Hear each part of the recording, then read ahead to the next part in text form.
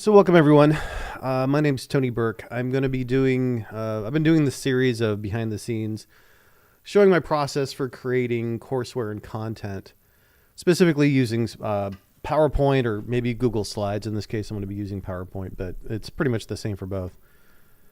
And today we're going to be talking about the history of layer 2 and layer 3 data centers. I think it helps to understand where we came from and where we're going, and why certain technologies like EVP and VXLAN are so important, and why they're used almost pervasively, why its use is so pervasive. So I'm going to be creating some content on this history. So, and I've got basically a blank PowerPoint deck. I've got my slide master, and there's only a couple of templates that I need, and we're going to go from here. The background, I'm trying a new background. I actually had ChatGPT make this background for me. So let's do that. I've got my tea here, drinking passion fruit tea today. A little ASMR for tea. So let's get started. So the history of layer 2, layer 3. Technologies we're going to discuss. I don't know if we'll keep this as a slide. Be layer 2 Ethernet, because in the data center, in the campus, since the late 90s, it's been pretty much exclusively Ethernet. Excuse me. With a couple of exceptions along the way. There's been fiber channel, there's been InfiniBand, FIDI in the 90s, and some others, but pretty much the game is Ethernet. So we're just going to be talking about Ethernet. Layer 3 IP routing, so both IPv4 and IPv6. Doesn't really matter for this discussion. VXLAN and EVPN with VXLAN. And yeah, we'll start with that. And the history goes like this. So let's talk about eras in the data center. I think that's a probably good way to start this off. And again, this process is just me thinking through things. I've got a rough idea of what I want to communicate in this in this slide deck, and this will be the process of me putting those ideas into something that I can use to make a presentation. And I'll broadcast this. I'll do another live stream for this presentation and then put it up on YouTube. This will go up on YouTube as well. So eras into the data center, we've got the 1990s. We've got the before times, pre-1990s. So we're not going to really talk about that era, because that's the era of non-Ethernet for the most part, of mini computers and mainframes, and a data center had one or two compute nodes in it, usually. Didn't have a lot of compute nodes. And the way that they were connected was like serial terminals and teletypes and some other stuff. So not really, I mean, they were data centers, but they're not what we consider a data center today. The modern data center that we know of came about in the 1990s. And specifically the internet times. So that would be like the mid-1990s. Then we have the early 2000s. Then we have the VMware epoch. And the VMware epoch there was a substantial change in the way that we designed networks, we implemented networks in the data center after VMware came on the scene. And it actually wasn't VMware that did it. It was Intel and AMD. It was when Intel and AMD came out in about 2005, 2006. They came out with the VTX extensions and the AMD extensions in their processors, which solved a lot of the problems of virtualization. So it made it basically so that you could put that plus some other stuff like IOMMUs. You could virtualize a workload and get very little performance penalty for it. So before that time period, it was complicated. There were security concerns in terms of ring levels in processors. And you got a pretty substantial hit for doing a virtualized machine. And it couldn't really virtualize all the way. You had to do para-virtualization, some other stuff. But after 2005, 2006, we went from like 0% production workload in virtualization platforms and hypervisors to like something like 80% or 90% of organizations had some sort of hypervisor going on by 2010. And a substantial amount of the workload had been migrated from physical to virtual. And that had some implications on how we actually built out our network. So the VMware epoch. We'll go with a 3-tier architecture. So the early 2000s were dominated by MLS, multi-layer switches, and layer 3. Then we had the 3-tier architecture, and then to the collapsed core. And then we had... we also had the failed contenders for technology. So those were things like Trill, SPB. There's a few others, Fabric Path, Brocade, VCS. And then we had contendors. So glad there's spell check. And then we had so failed contenders, Trill, SPB, Fabric Path, and then we had EVP and VXLAN. We had VXLAN and then EVPN VXLAN. There's a difference there. So I'll do one slide on pre-internet. So few compute nodes. And these were going to be mainframes and mini computers. So like PDP-11s, that kind of thing. There weren't a lot of them. They might have been connected to like the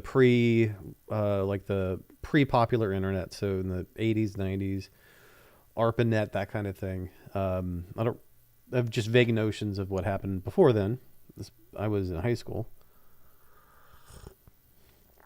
So a few compute nodes, mainframes, mini computers, that kind of thing. IP wasn't dominant. Ethernet wasn't dominant. And lots of serial connections, terminals, dial-up, etc. So there's a lot of different ways to do this. And we're not really going to talk about that. And I just wanted to just talk about, okay, so I'm talking about the start of the data center being the mid-1990s, but of course there were data centers before that, but they don't really resemble what we've got today. What we have today, if you look back to like the mid-90s,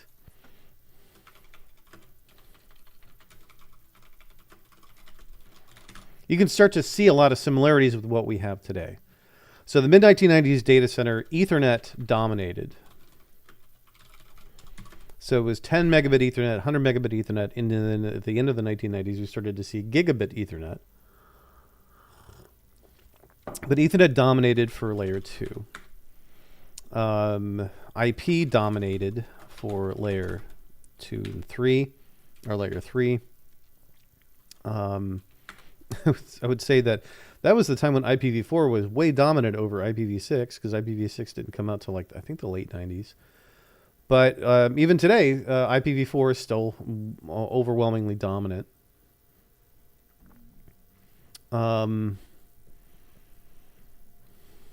The compute nodes only grow.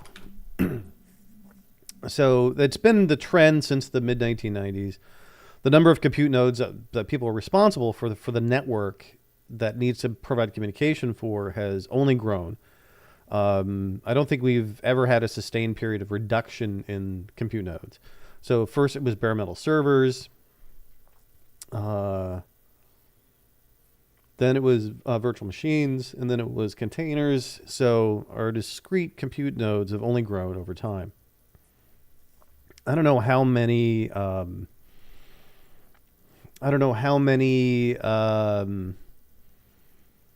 compute nodes. It's the compute nodes only grow. So we had we had bare metal. And we started, like, even the systems themselves, they started out big. Like, they were the size of, like, small refrigerators, like mini fridges. And then they shrunk into like 4 rack units, and then they shrunk to 2 RU, and then now it's pretty common that unless a server has a need for like a lot of GPUs in it or a lot of hard drives in it, the server is pretty much going to be 1 RU. So you had bare metal, then we had virtual machines, then we had containers. And so, your average data center is probably responsible for hundreds, thousands, tens of thousands, even hundreds of thousands of compute nodes. And one of the consequences of that is the number of forwarding entries for layer 2 that we needed in a switch grew quite a bit. If I'm not mistaken, and I may be mistaken, something like a Catalyst 5000 or 5500. So that's an old switch you would find in the 1990s. You probably wouldn't find them in any data center today, although, sometimes old stuff pervades. Would have like a forwarding table size of like 8,000 MAC addresses. And if you had, it's going to be hard to fit 8,000 servers into a data center, or 16,000 MAC addresses, something like that. But today, that would be not nearly enough for anything that would be going into the data center. Most of the servers, or most of the network platforms today can do hundreds of thousands or more MAC addresses, and they need to. So compute nodes only grow.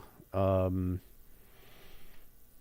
one of the biggest deals that we want to talk about is that layer 2 capacity was line rate, or pretty close to it. So if you had 48 ports of 100 megabit, then you could probably push about 100 megabit out of 48 ports, or pretty close to it.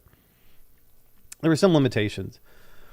But layer 2 was not really a restricted resource. We could basically do what we wanted to with a couple of exceptions. Layer 3 capacity was very limited. When you compare the throughput of a switch to a router, the switch could do way more throughput.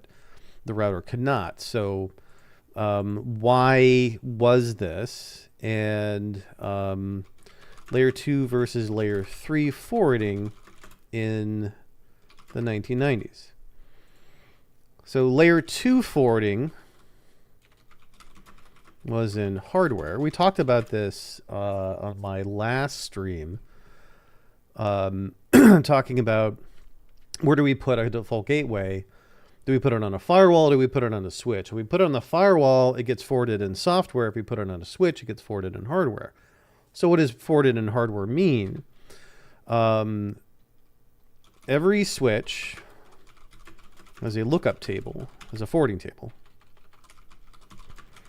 populated with MAC addresses and ports and destinations. Probably should make an example of a forwarding table, and I can do that over here. I'm just going to put in a table.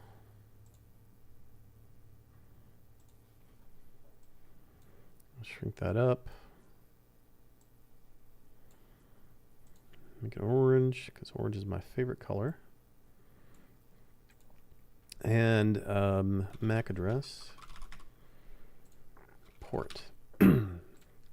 So, for example, if I get a, let's do GitLab mono.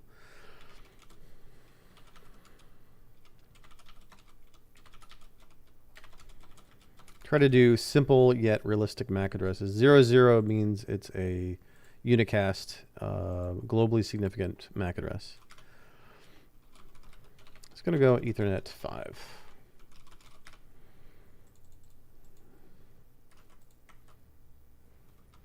And then if I have a different MAC address, like BB,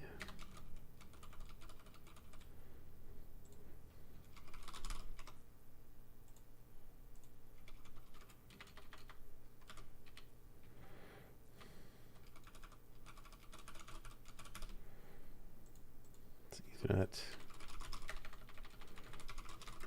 48, and I'll do DD.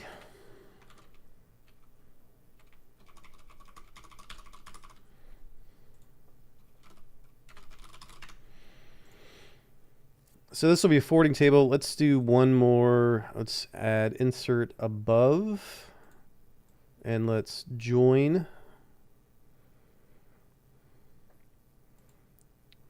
there a way to join? There's a way to join these. I'm going to just turn this from a double to a single. Merge cells. There we go. And that'll be a forwarding table.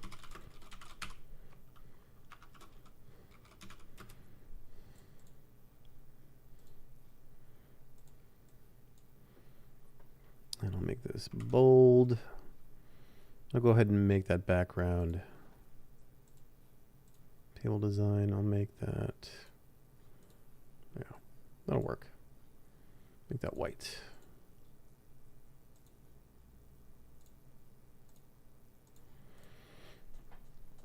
So this is a good example of a switch forwarding table. We've got our MAC address and we've got the port that the frame goes out on. So every switch has a forwarding table populated with MAC addresses and destinations. Lookups are done via CAM memory. And let's talk about CAM memory. So content addressable memory. I'll reduce the size so it's all in one line. CAM memory is specialized that can do a lookup in a single clock cycle. Great for fast lookups when a frame. It can be used for a lot of different things, but in networking, they're used for switch lookups, switch MAC lookups.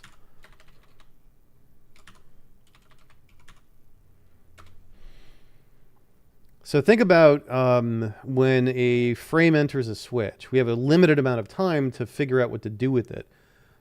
If we want to run line rate, if we want to be able to saturate that link, we have to have made a forwarding decision before the next frame arrives.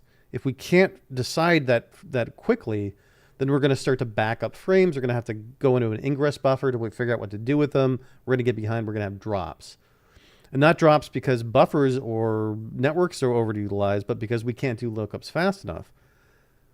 So pretty early on in the 90s, we started to use CAM memory. Like the first bridges had just a couple of interfaces, and the lookups were done in CPU, and they had very limited capabilities. But they started to very quickly. They started to put the CAM memory into these bridges. That's kind of when they started to be calling switches instead of bridges, although they're kind of the same thing. But definitely a switch is going to have this CAM memory in it. Even today, there's CAM memory in switches today, or something very close to it. Because we don't have a switch needs to know where to send a frame before the next frame arrives. Now, let's take, I often like to show, like, how long do we have to make a decision before the next frame arrives on a switch, and it depends on the interface speed. And the faster the interface, the less amount of time that we have. And I have, let me open up a... Oh, here's something that happened last time that I did one of these classes. Everything I've streamed before this class, this particular stream, it turns out I was streaming in 720p, which is not what I wanted to do. I mean, my computer should be able to handle 4K. So now I'm streaming at 4K, 30 frames per second. My CPU's at 1%, so I think I'm okay. All right, so I've got a table that I made a while ago. Let's see if I can pull it up.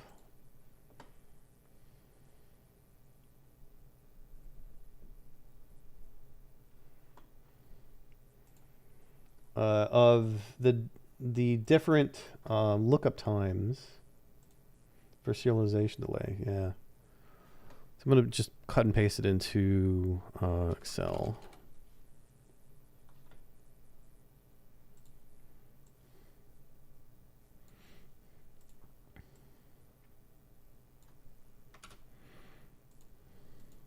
See if we can just paste it in here.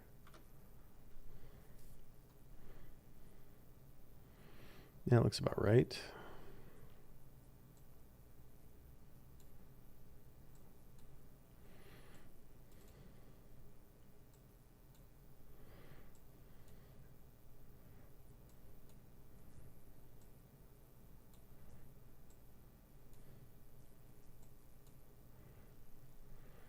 See if we can make this a little bit bigger.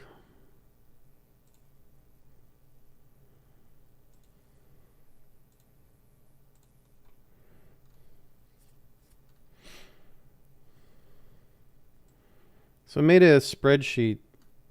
Jeez, lots of. I don't need those to be. Is that because they're. I made a spreadsheet that has the number of milliseconds, microseconds, and nanoseconds it takes to serialize, which is just basically to put it on the wire. Different packet sizes versus different Ethernet speeds. So we've got everything from T1 lines, which is 1.5 megabits per second, or give or take, and all the way up to 800 gigabit, which I think there's switches now that actually have those. Not a lot, but there's a couple of them. But 100 gig is certainly pervasive, and 400 gig is we're seeing some of those 400 gig switches. So let's say 1,000 byte packet comes in on a 100 gigabit switch. We have 80 nanoseconds to decide what to do with that frame before the next one arrives if the frames are back to back. And if we do line rate, that means they are. Line rate means that there's no space between the frames. As soon as we're done sending one frame, we're sending another one. Or as soon as we finish receiving one frame, another one's right behind it. That's what saturation is. That's what line rate means. So 80 nanoseconds. So that's not a lot of time. And consider 1 gigahertz clock cycle is 1 nanosecond.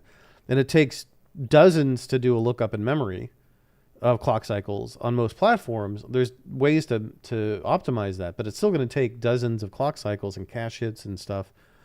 Whereas with CAN memory, a frame comes in, as soon as we see the header, we can look up the destination MAC address, and now we have a forwarding decision. And we can do it in a single clock cycle. So that's definitely what we need for these devices. So I'm going to put in a modified table here based off of that.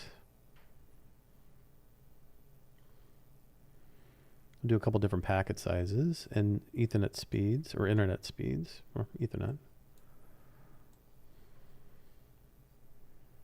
So do I want to put this above it or below it? Seems like below it might be better.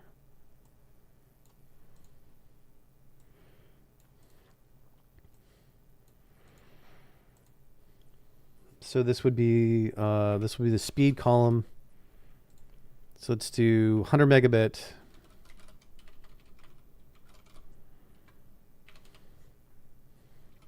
I can slide that over there. We'll do 1 gigabit, 10 gigabit, 100 gigabit. Let's do 25 gigabit. That's pretty common these days. 100 gigabit, and then we'll do do one more row here. Insert below. Oops, 400. 100, 400, 100 gigabit. And then we'll do for different packet sizes. Let's do 80 bytes. No, 80 bytes is pretty rare. Let's do 200 bytes. Not to say you can't have 200 byte packet or frame. So how long does it take to send 200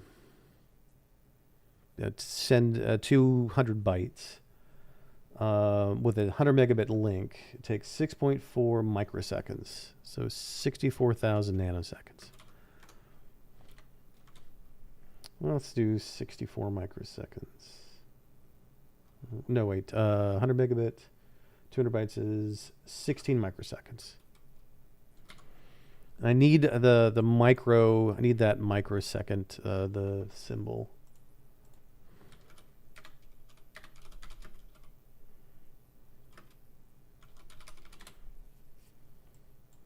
Copy it from Google. There's another way to get it. I just can't remember what it is.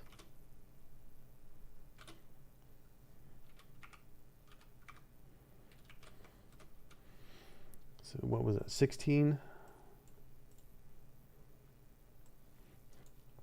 Yeah, so 16 microseconds.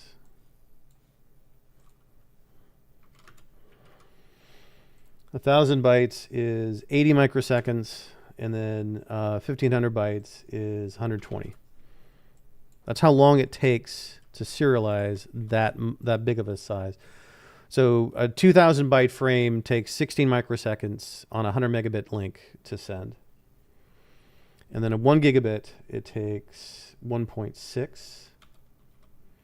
For 1,000, it takes 8.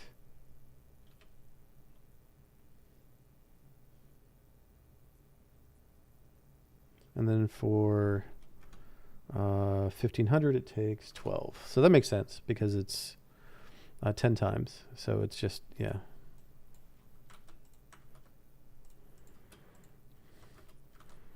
And after this, we have to go, for 10 gigabit, we have to go into nanoseconds. Well, I guess we don't have to, but yeah, let's go ahead and go to nanoseconds. So for 10 gigabit, it's 160 nanoseconds for the 200 bytes, and it's 800 nanoseconds for 10 gigabit, and 1,200 nanoseconds for 1,500 bytes. I could also do 1.2 microseconds. It's kind of the same thing. For 25 gig, the math gets a little bit different just because it's 64 nanoseconds, 64, because it's not a power of 10, 64, 320, and then 480. 100 gigabit, 16 nanoseconds, 80, 120, and then 400 gigabit. It gets pretty ridiculous. 420, 30. Some of these are rounded. I think I got all the math for this right. I just, there's equations that I use to do all this stuff. So this is, yeah. So these are the, this is how long it takes to send these. And so that's how long we have to make a decision. So if we are doing a 100 megabit switch and the frames are 200 bytes, we have 16 microseconds to make a choice before the next one arrives, or else we can't send a line rate.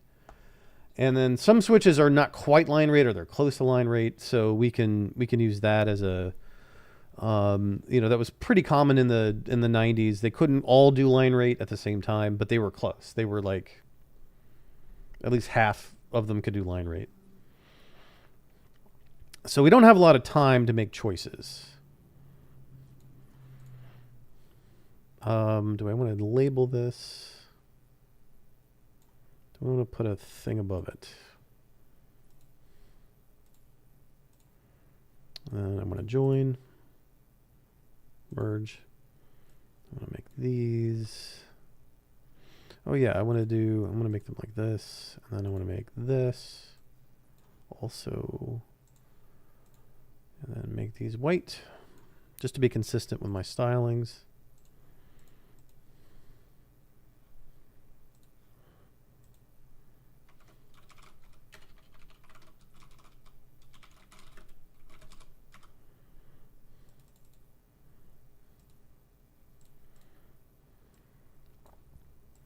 So I'm going to make all of this a little bit smaller just to fit it a little bit neater.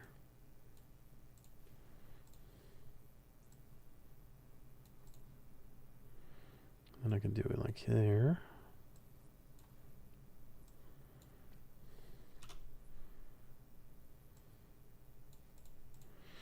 So the thing is, just to say that we don't have a lot of time.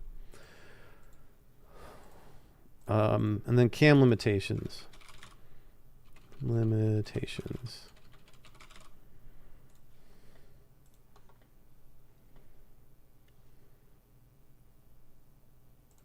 Let's see here.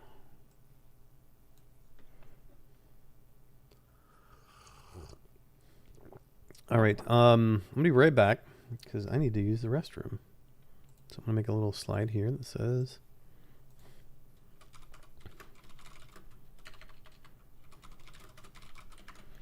Be right back.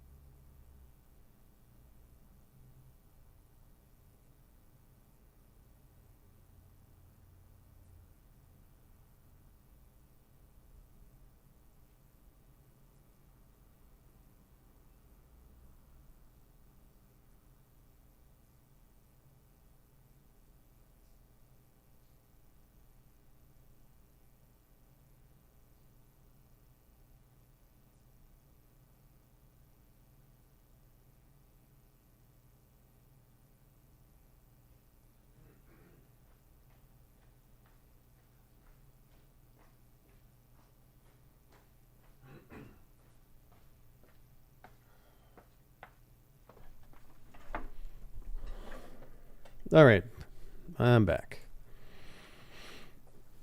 No, I used to, when I was teaching, I would often use wireless lav mics. So this is before I was using cameras. So just have the slides up on screen. I'll fix that spelling mistake. So I would just have slides on screen. So I'd be teaching, I could walk around my living room. I would have my flat screen TV that would show my slides. And I had a presenter tool that I could forward the slides and back the slides. And so parts of my classes I could actually teach while I'm lecturing. And I could just walk around, and which was really nice. But I was always terrified that I'd forget that I was wearing the lav mic and then go into the bathroom to have them. That actually happened in the U.S. Supreme Court. One of the justices of the U.S. Supreme Court forgot to take off their lav mic, and they went into the bathroom, and you could hear them peeing. That was pretty funny. Anyway, so luckily that never happened to me, and now I'm doing with cameras and stuff, so I have to stay in one place. So I'm just using the Shure mic. This is like the standard podcast. I think it's the 7B.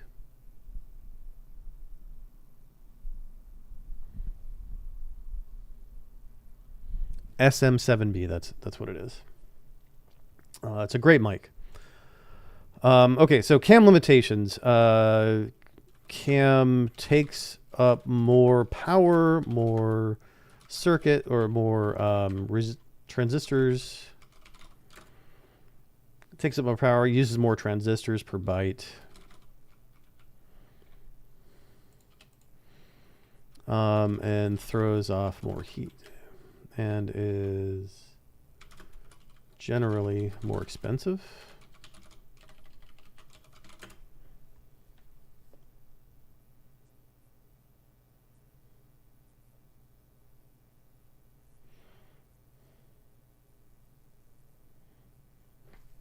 Okay, so cam takes up more power, uses more transistors, and is generally more expensive on a per byte basis. So we can't put a ton of it in. We can't put like gigabytes. Like my desktop has 128 gigs of RAM. I can't put that much into a cam table. Cam can only match all or nothing, or only match all of a search. So there's no partial matches.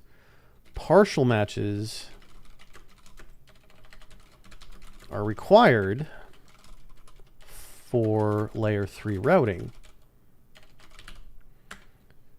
Only full matches are required for layer 2 forwarding. So I think I want to swap those.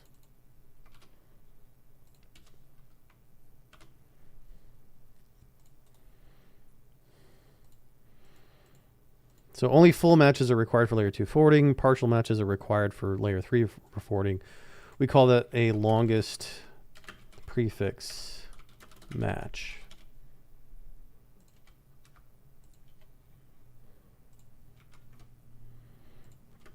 LPM. So CAM memory can't do LPMs. So that's why in the late 1990s,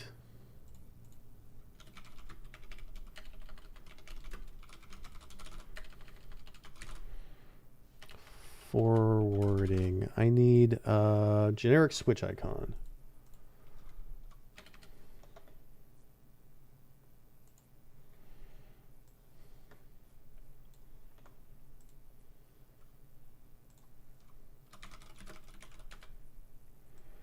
So I need a generic switch icon. So I need something like this. This is open. I want to make sure that I'm using it if I need to do any kind of attributions. Safe for work. Well, I would hope so. It's a switch.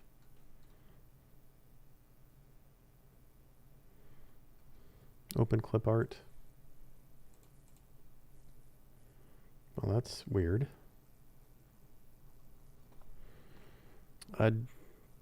Yeah, sometimes I was not expecting those images to come on the screen. Luckily, it was a little weird, but not too weird. So I want, it's going to be gray. That's going to be kind of copy image.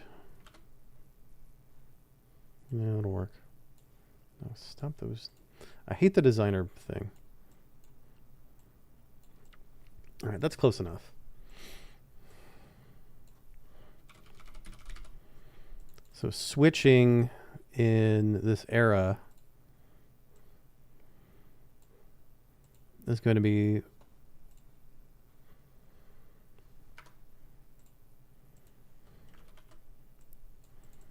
forwarded via CAM lookups.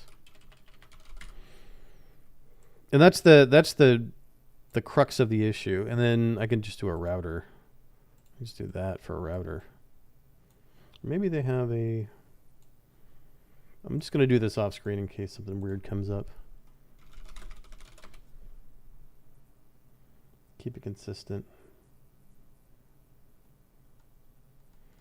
All right, these are all clean, but there's some funny ones. Like, look at this. Look at this router. This is an angry router. This is a sad router. This is a router that's in love. Kind of want to use them, but they're not really consistent with...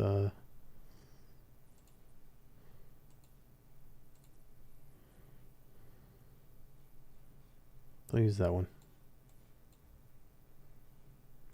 Trying to keep the design language. You know what? Can I make my own 3D shape here? Yeah, you know what? I'm just going to do that.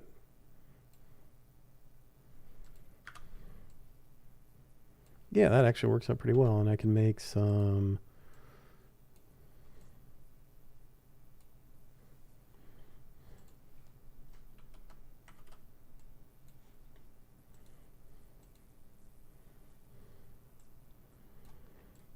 That's what a switch icon looks like.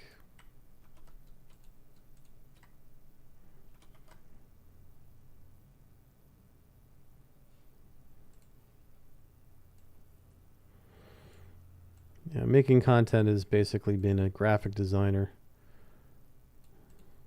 You don't have to be an amazing graphic designer to pull this off. You just have to be okay at it.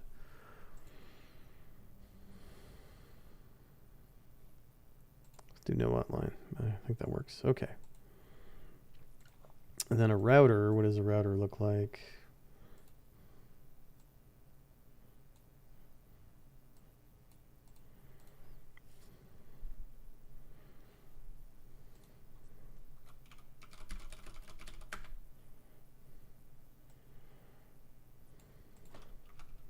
Ethernet switching icon. Yeah. That's close enough. You don't have to be perfect here.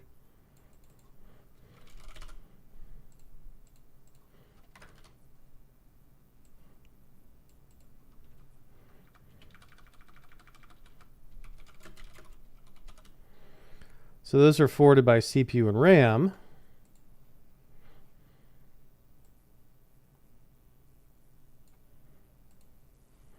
Let's do fit.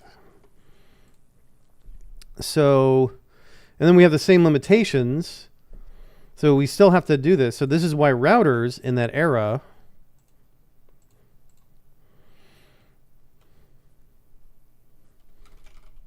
routers in the 1990s had much more limited capacity than switches did. So you just couldn't route nearly as fast as you could switch in the 1990s. And the ratio was like 1 to 20. So for every byte that a router could send, a switch could send 20, give or take. I mean, I don't know if that's the exact one, but it was pretty substantial. And so that's the point we're trying to make here, is that routers in the 1990s had more limited capacity than switches did. So we tried best design practice was to keep traffic local to a VLAN because it was switched. Limit inter, so in the best design practice was to limit inter VLAN traffic, which would be routed because you'd have to hit a default gateway to get out of your VLAN typically.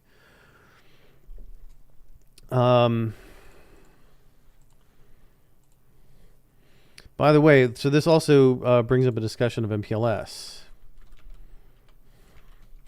One weird trick.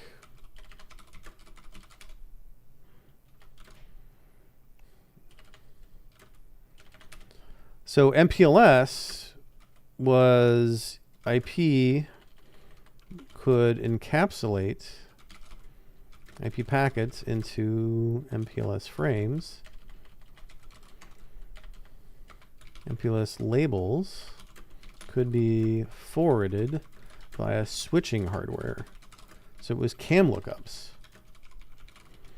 Because what would happen is we would have a PE router. So this is a provider edge. That would be the point where we would encapsulate into an MPLS label, MPLS frame. Is it called MPLS frame? I think it's called MPLS frame. Yeah.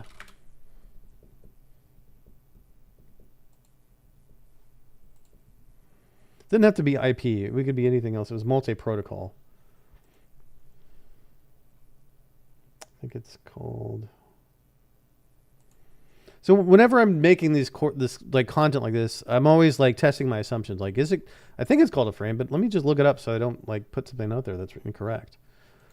You're going to put something out there that's incorrect if you make enough of this stuff, but you want to make sure that that's minimized.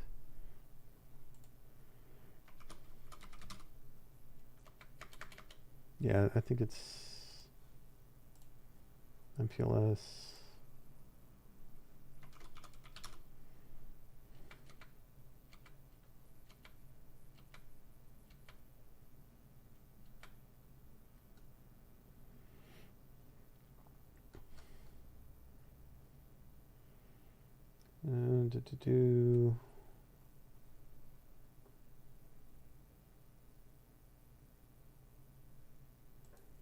Like tag switching.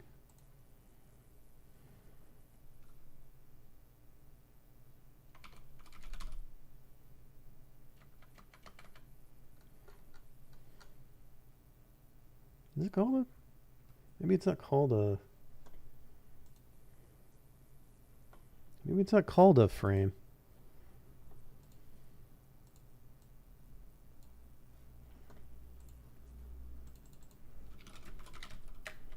MPLS frame format. I'm looking for documentation that calls it a frame. Just something in the.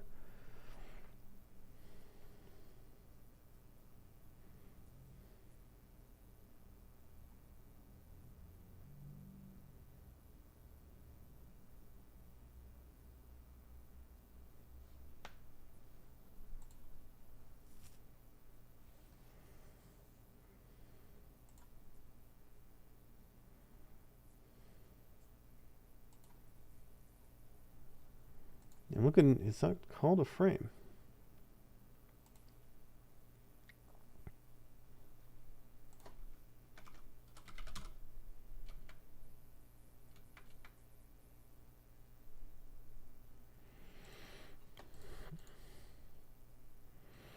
Well, anyway, packets. Let's call it packets. Packets is generic enough I can get away with it. MPLS labels can be forwarded via switching hardware. So that was the whole point. Not the whole point, but that was one of the advantages in the 90s of doing MPLS, is that you could use that switching hardware, and then you could have these like P routers. These are P routers, provider routers.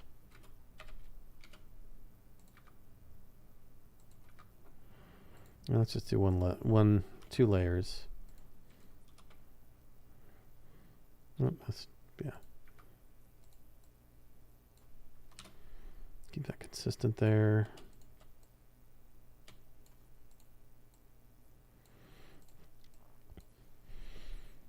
So and then we'd have a provider edge, and then I'm not going to do a customer edge, but we'd have a host here, and it would send an IP packet, and then it would get encapsulated into an MPLS label.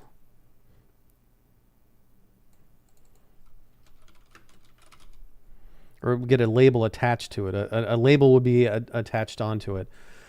And the P routers would have label forwarding entries, and they would get distributed by one of the routing protocols that could be used. Like today we can use ISIS. Back then it was LSP, label switch protocol, I think. And it would populate the forwarding tables of all these P routers with label IDs, MPLS label IDs. So it would know that if I got this particular label and it came to this router, I would send it to that router, and then would send it to the PE router. And then it would get decapsulated at the provider edge into regular IP.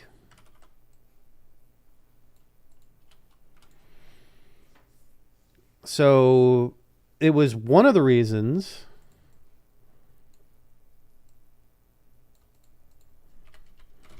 this was the reason why people would say MPLS is faster than routing, because back then it was, because you would encap at the PE, and then you would encap at the PE. I was sort of trying to think, do we encap or decap at the CE customer edge or provider edge? It would be provider edge. We would encap and decap at the PE, and then inside the MPLS cloud, we'll just should do a little cloud here, and do send it back, and do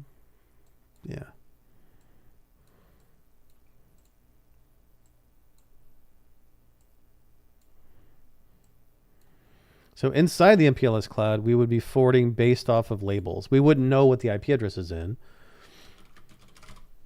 We're in them. We wouldn't care.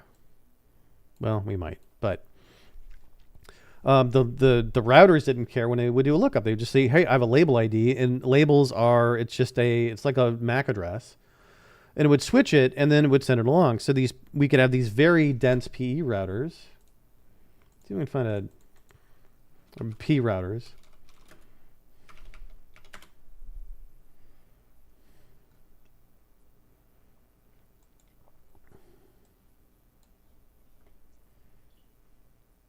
I'm trying to find an example of what a switch looked like versus a router looked like in the 1990s.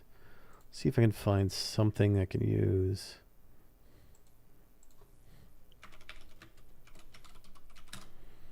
So switch and router, just to show what they would look like.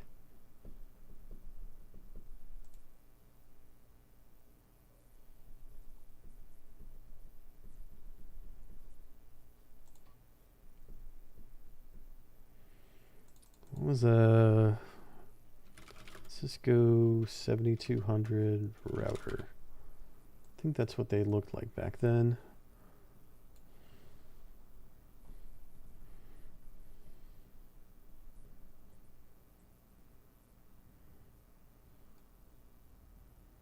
Yeah, these are old school routers. Try to do something.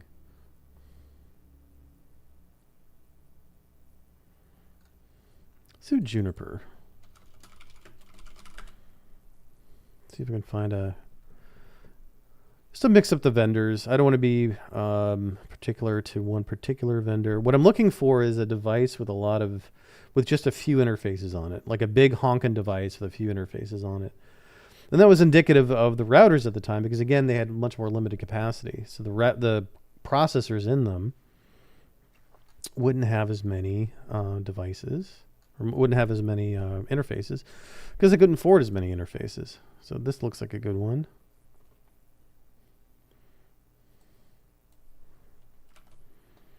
See if we can find from the Juniper page that model.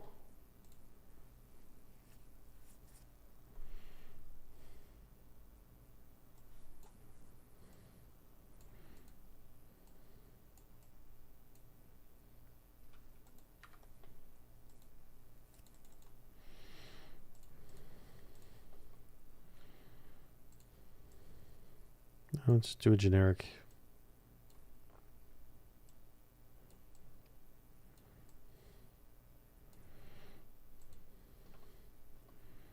Let's say this is like 48 ports per line card.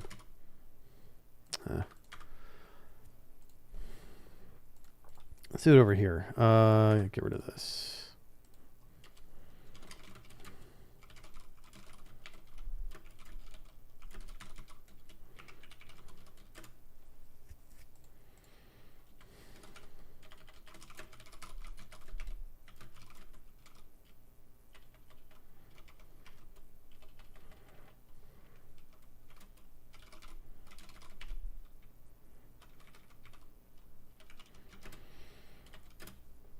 Maybe not the best, but it'll work.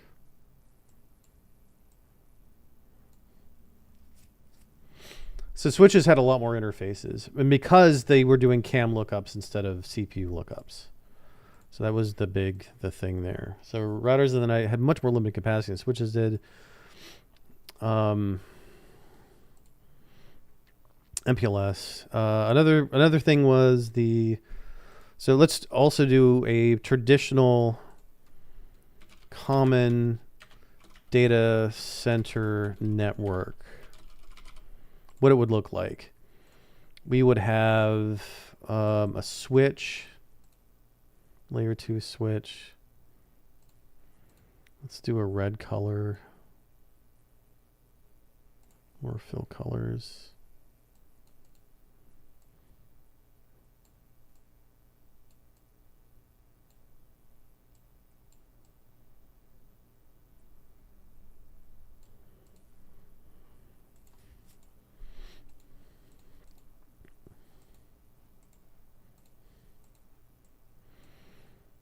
So we might have these two switches, switch 1 and switch 2. They would have links between them.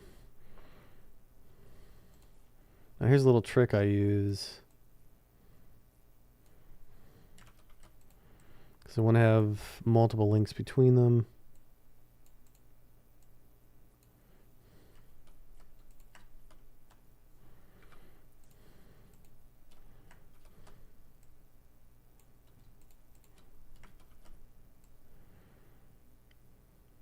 Kind of ugly at first, but I'll clean it up by moving them to back.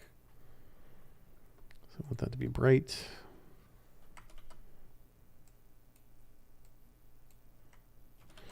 If you're just joining, I've got like 3 viewers. This is the process I do to make content. So you're watching the behind the scenes of how I make a slide deck. So I'm going to do send to back. There we go.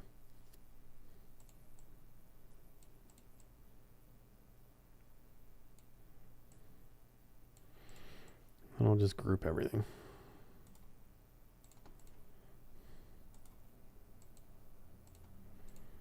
Now I can move it all around. Okay, so there's our switches. And then we've got some routers sitting at the top. Now these could be disparate routers. Or they could be route switch modules, RSMs.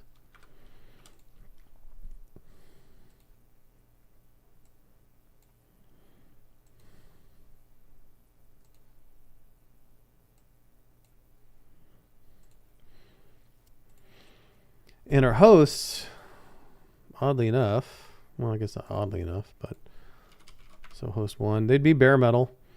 And they would be plugged in via a single connection. This predates, I think when did the first MC lag come out?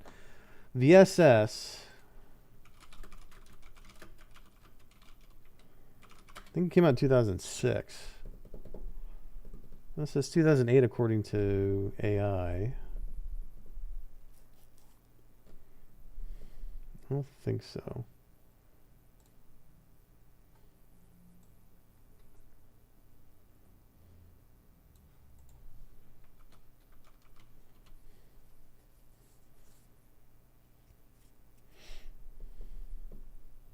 Yeah, 2007. It was like 2007 before we could dual home our servers. That seems a little late for that. When was MC lag? MLAG released.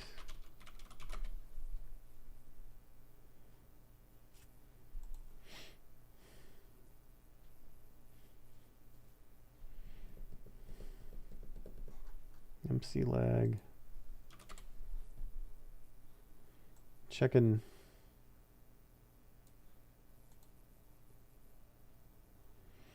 Just asking Google, and it's coming up with some interesting answers.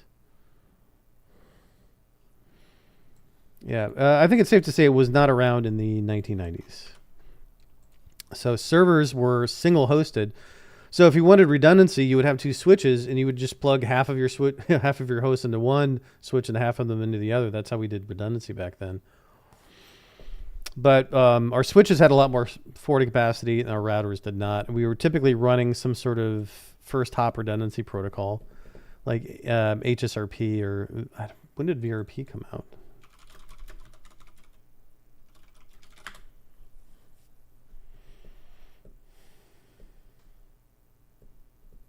1998. So we did have VRP back then, or kind of back then. So that's a common data center network, 1990 style.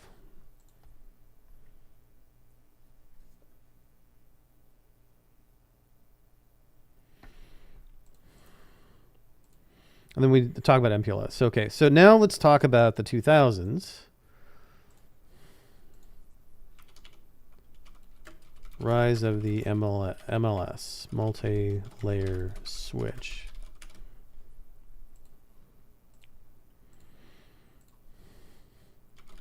The 2000s, we start multi-layer switches. Let's see about multi-layer switches.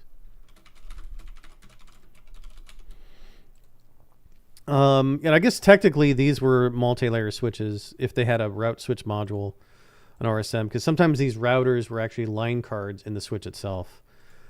But they still had the limitation that they were forwarding in CPU and RAM. And then sometimes you would have routers with line cards, like the 7200 series from Cisco, or was it 7600? Yeah, I think it was 7600. 7600 routers, Cisco. Maybe that's what I wanted to do. See what they look like. Yeah, like you can see here, there's not a whole lot of interfaces here. And that's because each one of these line cards would have its own CPU. And it would have to do in its own memory and have to do lookups on it. And then sometimes they would actually have switching modules in them too.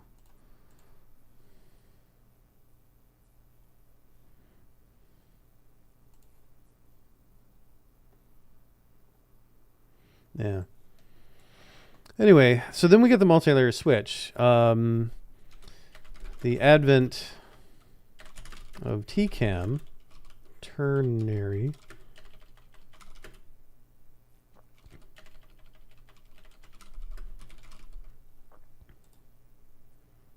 Ternary.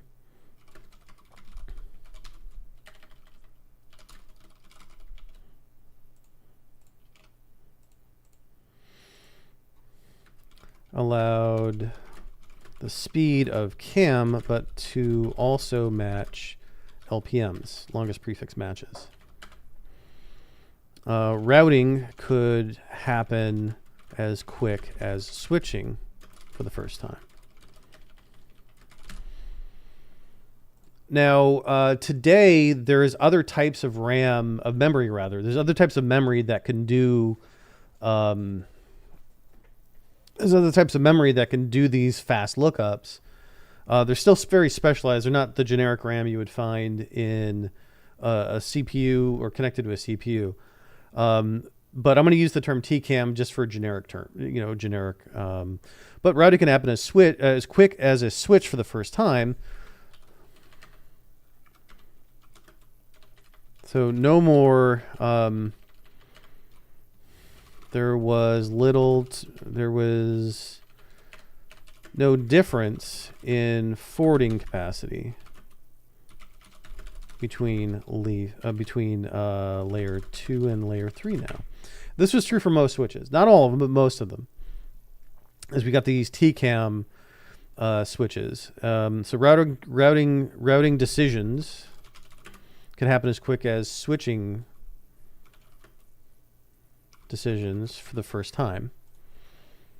So TCAM had all the advantages of CAM memory, but it also could do partial matches or multiple matches. Let's do an example of partial matches.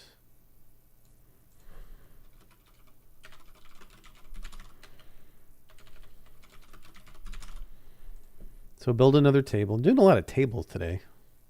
Actually, I'm going to just copy one. Let's copy this table here. Because I've already done the work in the formatting.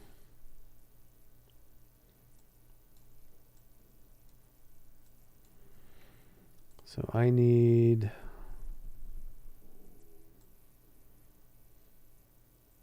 I think I don't need these. Delete column, delete columns. There we go. Make the font a little bit bigger because I think I can do that.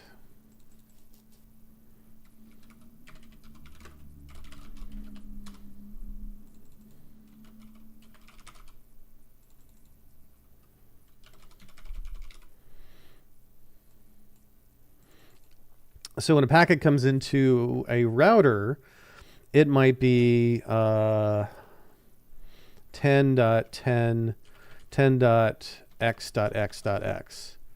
So this would be a /8. So we're looking at the first octet, but the rest of the octets don't matter. So that's a partial match. We're looking for the longest prefix match. So let's say our next hop is 172.16.01. And then we have 10.10.x.x. That would be a /16. And then that next hop is a different place, 16.03.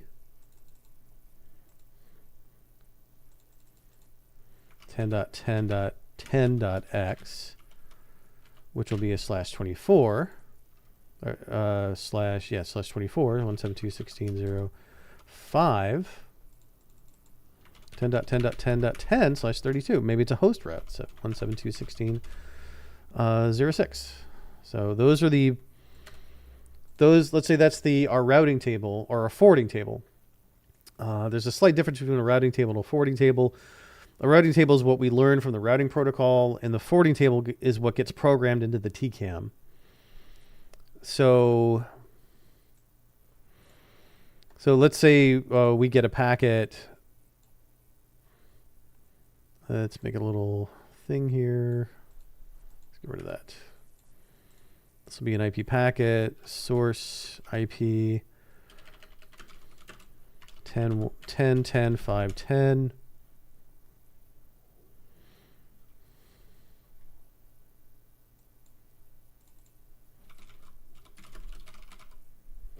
Is it our destination? Yeah, we're looking at the, we don't care about the source. Never mind. Destination IP.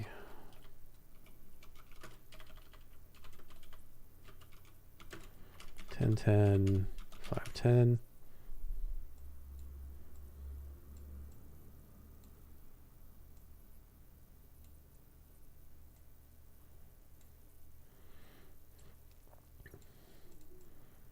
Let's do this. Yeah, we'll do a nice little. So that'll be Ethernet 1. That'll be Ethernet 2. That'll be Ethernet 3. We're just showing where these packets go based on their source, but based on the destination address. So we'll do a router symbol here. And it's got some interfaces on it.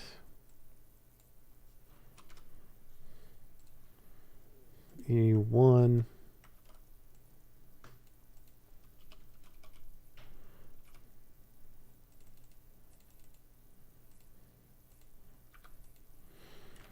Like I said, doing slides is like being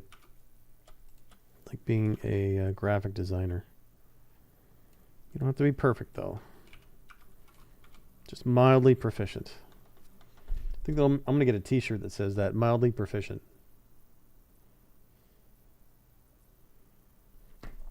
All right, so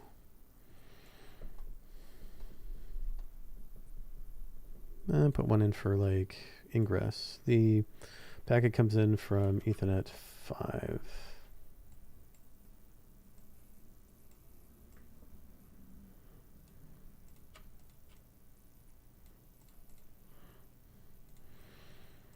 So packet comes in with the destination IP address of 10.1.5.10. Where does it go?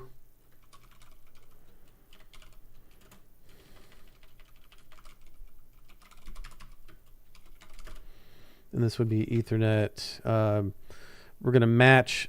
It's going to. Can I do check marks? Because this would be cool to do. I could just do a quick animation here. Seems a little complicated, but if I could do a check mark. Is there a check mark? No.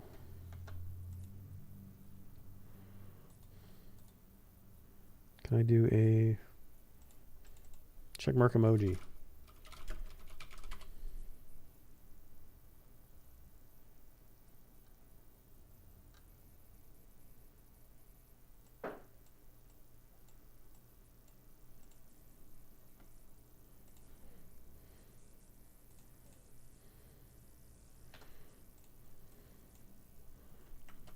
There we go. Emojis for the win.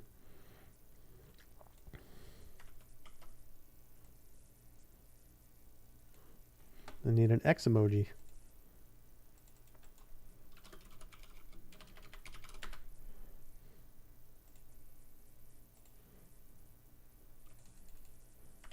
There we go.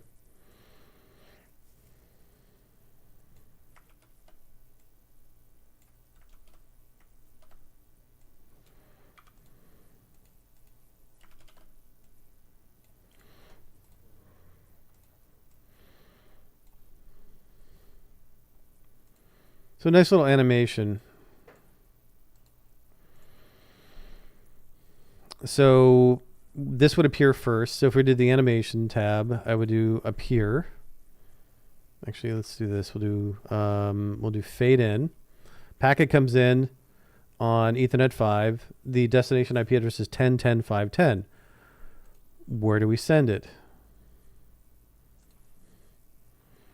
So let's look at our forwarding table. Does it match this prefix? It sure does. Does it match this prefix? It sure does. Does it match this prefix? It does not. And match this prefix? It does not. So if I did this, so frame comes in. Where do we send it? Does it match 10.10.5.10? Matches that network. 10.10.5.10. It matches that one. Doesn't match that one. Doesn't match that one. So where do we send it? We're going to send it out Ethernet 2. So we'll make this one appear.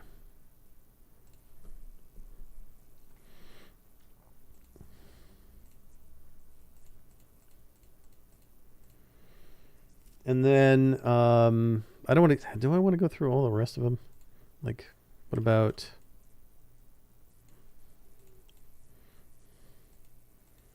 Then I need to make another one because I need them all to disappear, or need these to disappear.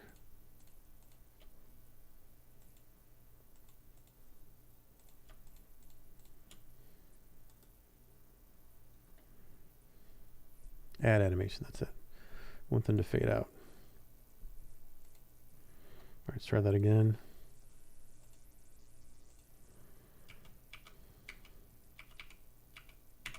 So we send out Ethernet 2. Then we have another rectangle that comes in over here.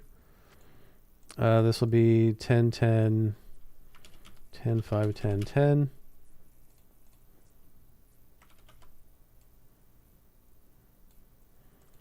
Where do we send it? So that's going to appear.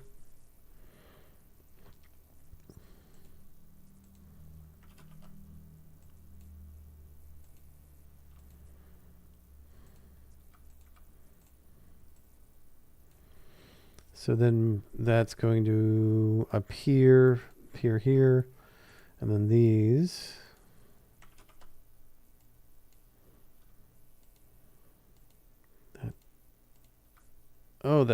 That Copilot thing is really annoying. So we want that to appear.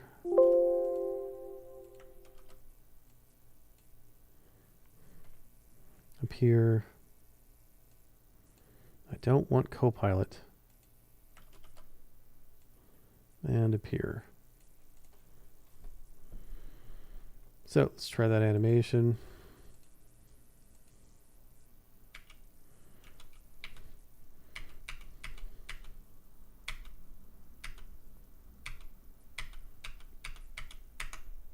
One more, and that'll be, yeah, I think that'll be enough. We don't need to belabor the point. And at 1.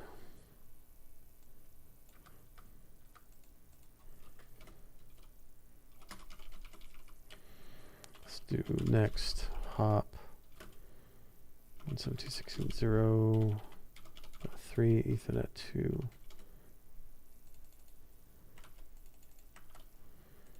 Ethernet 1. All right, so partial matches. So I think that covers this. We'll do one more graphic. We're not going to animate it, and that's just a packet coming into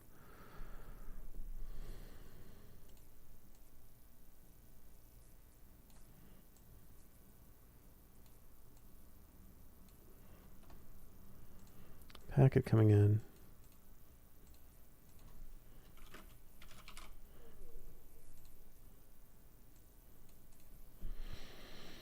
All right, so multi-layer switches. You have in a TCAM allowed the speed of CAM, but also matches LPMs. Routing decisions can happen. There is no difference in forwarding capacity. So we could build the rise of the leaf spine. So leaf spine network. I know I have some elsewhere. So let me move this off the screen so I can open some confidential stuff I'm not ready to share yet, but I can copy. There we go. Or I could use the one I did yesterday, or not the day before that. Switcher firewall. Yeah, this one, perfect.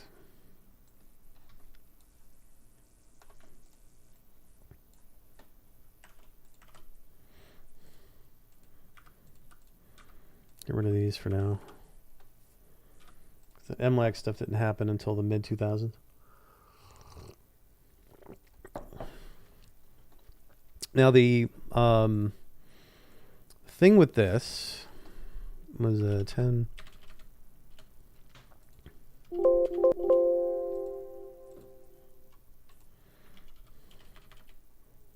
white, yeah. 10, 1, 10, 1.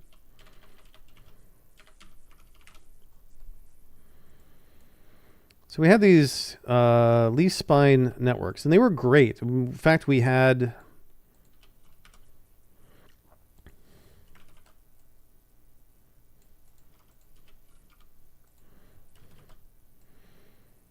a lot of these in like, Cisco was behind the gun on this one. It was like Extreme Networks and who's the one that had the black diamond switches? There was a couple vendors back then.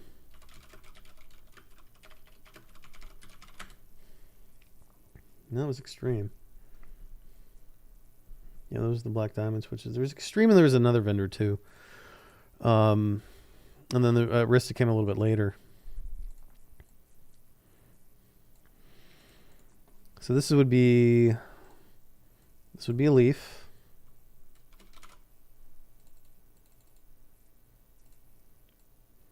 And at what we understand a spine and leaf to be, and these would be spines, is what we understand a spine and leaf to be. And there was no spanning tree between the leaves and the spines. Now there's a bit of a misconception that we turned off spanning tree. We didn't have spanning tree here. You wanted spanning tree in case you plugged a switch into itself by accident and they were both set for the same VLANs. Well, there's a couple other cases where it would be bad if you didn't have spanning tree on, but it wouldn't block anything. Spanning tree would not be blocking any ports, and this would be some sort of layer 3 protocol, routing protocol here. So this would be layer 3 routing.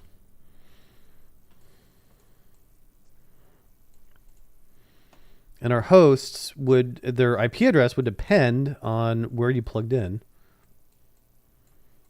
So host 1 would be 10.1.1.11.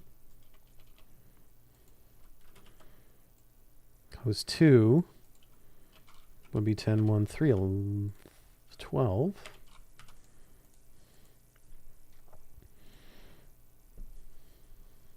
And they plugged into the network there.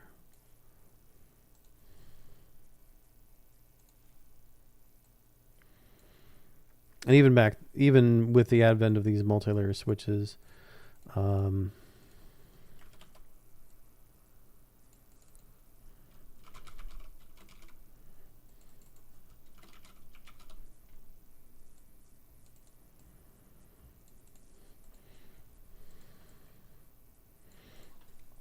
this is what the network looked like in the early 2000s. We started switching to this back then.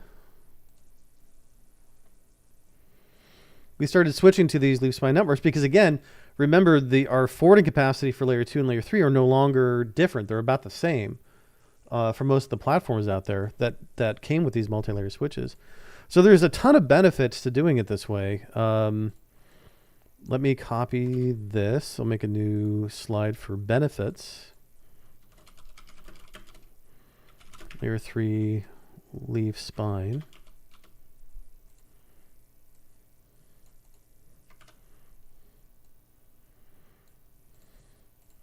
So we'll get rid of this.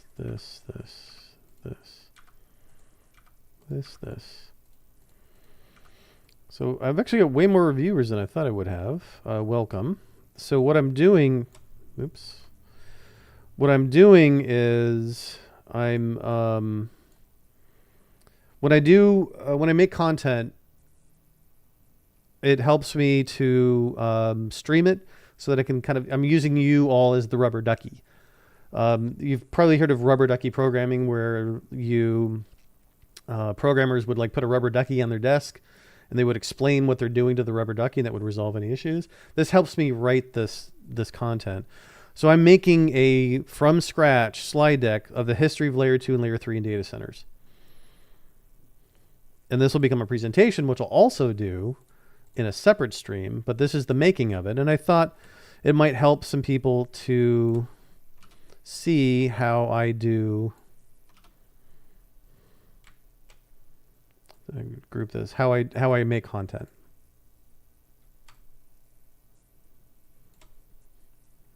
The process for making this stuff, because I know, especially when I started out, when I started doing this. So I do this for a living, making content, making courseware content, that kind of thing. I remember how intimidating it was to look at a blank PowerPoint slide and figure out how am I going to fill this? How am I going to fill this with information that people are going to find useful? So this is my process. Last Man Standing asks, will you upload this live later? Yeah.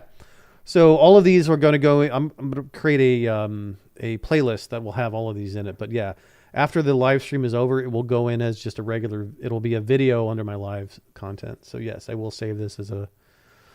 You will be able to watch this later.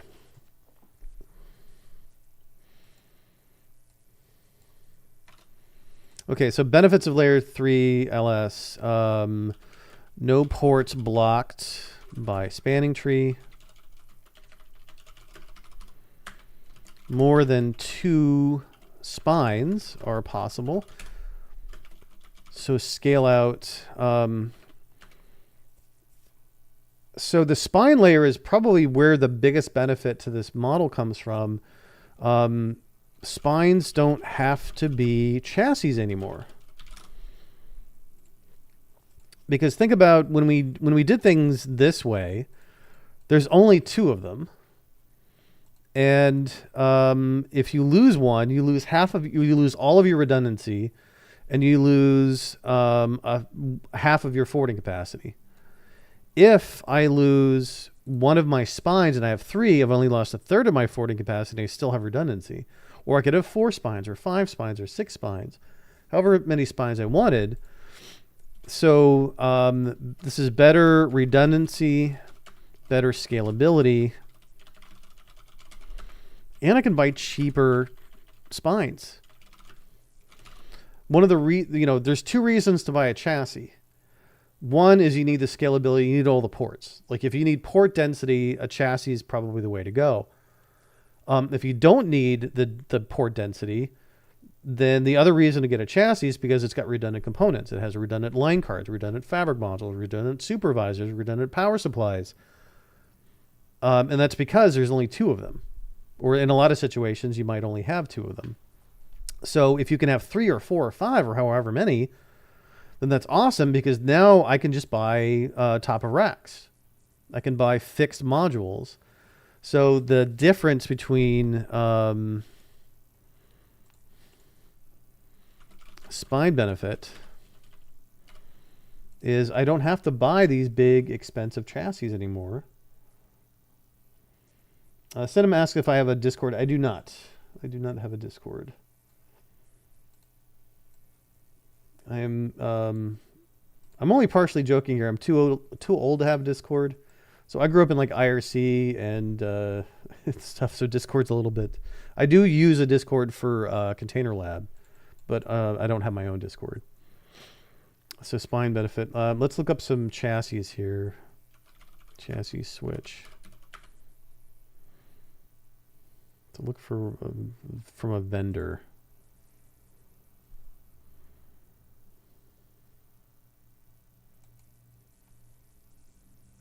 I'll use their picture because they got it from the vendor anyway. They didn't take that picture. Here's a Dell one. See if I can just grab that one. Transparent maybe.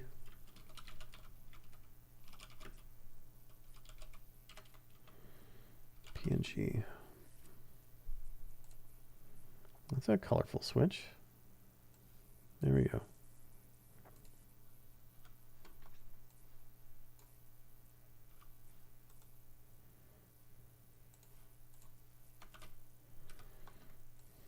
Yeah, this switch right here.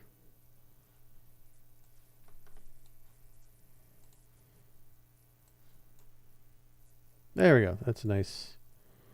I just need something. I need something bigger though. There we go. They'll do this one. That's perfect. What vendor is that? HPE. Perfect. So that's such a big chassis switch. That's going to be expensive. A lot of power, a lot of cooling. And then let's do a 100 gig switch.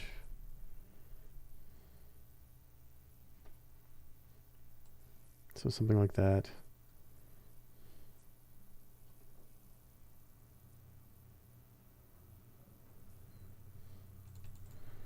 $32 by 100 gigabit.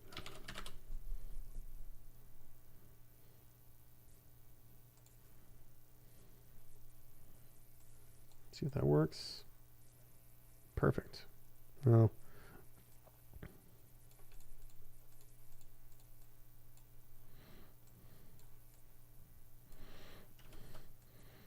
so if the price of like, I could replace, and I could have like, instead of having 2 chassis and have to spend the money to buy those things, I could just have a bunch of top of rack switches. That's my point here.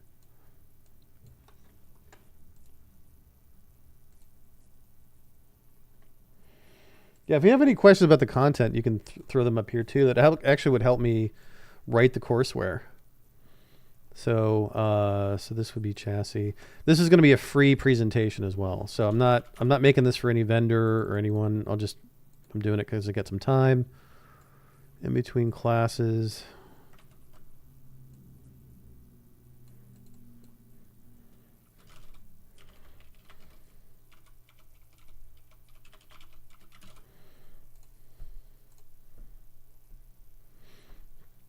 So that's one of the biggest benefits of this layer 3 leaf spine is the greater flexibility. So if I want to have redundancy, if I'm using the old style, then I want to have chassis, because I've only got 2, and if I lose one, I lose half my forwarding capacity, as well as half of my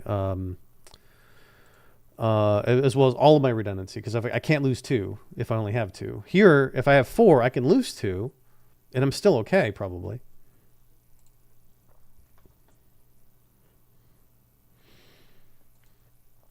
You know what? I'm going to try to find a lighter colored switch. Sorry, FS. Didn't make the cut.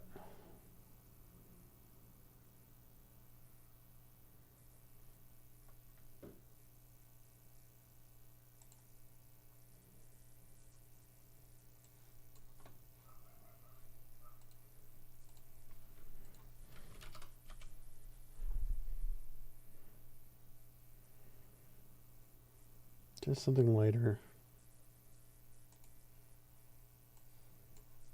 That'll work.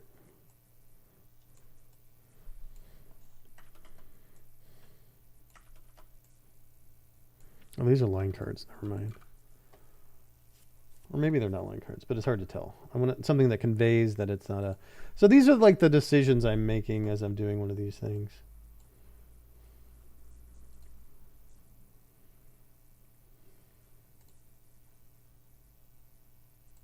Could that be... No.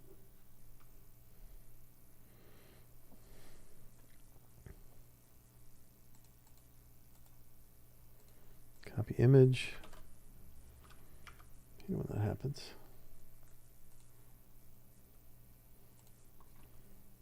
Extreme Networks, there we go. Nice and purple.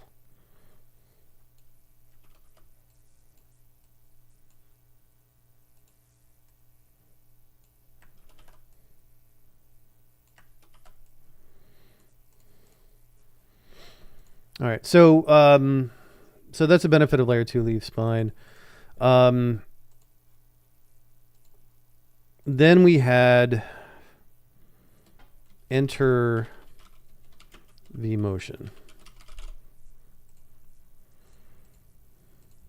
So this is the biggest shift in networking that's ever had in networking since the advent of Ethernet and IP, is VMware's, or we have the Intel or virtualization. You know, as a network, when we're doing networks, we are the we serve the compute needs as networkers. We're there to support the compute needs, the applications. And the compute needs suddenly changed in 2005. So around 2000 or so in 2005, 2006, Intel and AMD both released server processors with virtualization extensions. This allowed VMs to operate at near bare metal performance. To perform at near bare metal levels.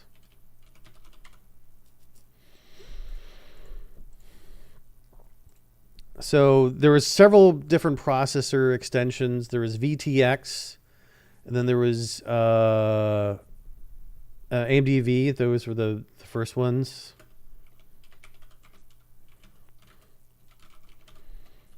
And then there was a couple others like IOMMU virtualization. And basically you could take a unmodified workload and then put it into a VM, and you would get maybe a 3% performance hit. That was it. And suddenly, networks supported virtualization workloads. And it had two big consequences. Much higher number of endpoints, MAC IP combinations, and vMotion. That was a huge thing back then. I think most people are familiar with what vMotion is, but just to give a quick review is, and I'll put a little icon here, put a little graphic here, is vMotion is, we've got a hypervisor,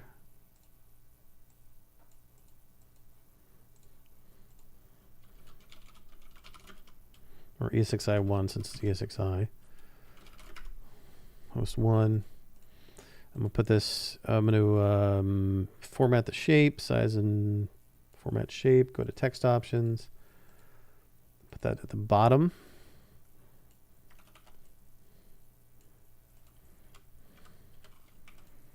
Host 2, and that was one of the biggest, let's do that.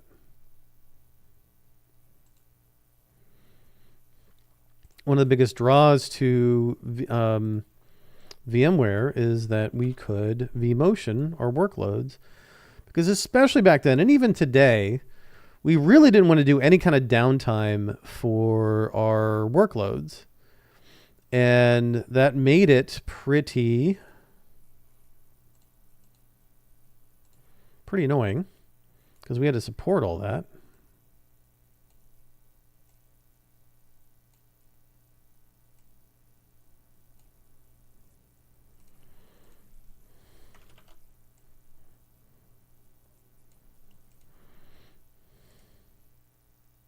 You know what? I'm going to do the old school, because this was like every slide in 2008. Let me show you every network vendor's slide in 2007, 2008. Is they would have an animation where this would move.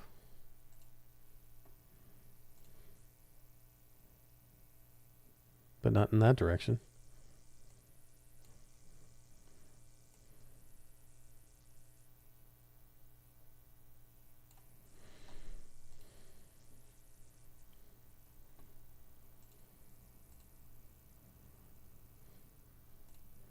Every slide from every vendor in 2008. That's what it was.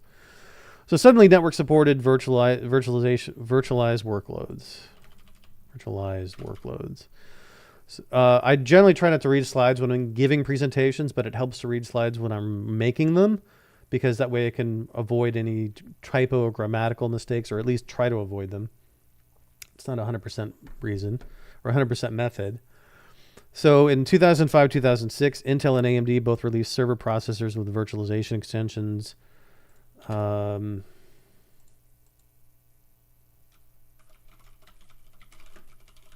When was it IOMMU?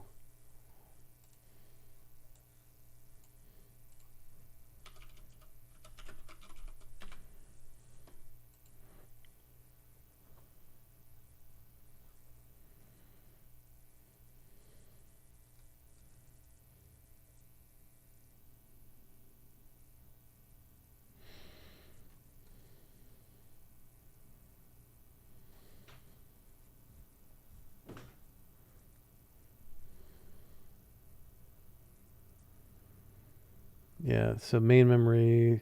Yeah, so MMU, memory management unit.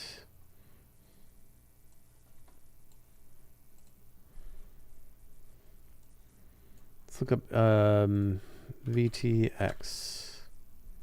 Intel virtualization. I think there's an article for x86 virtualization.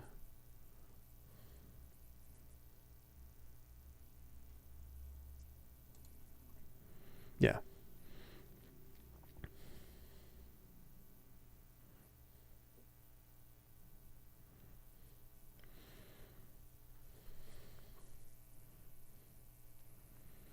Yeah, so they were part of that. So I'll just say VTX, AMD V.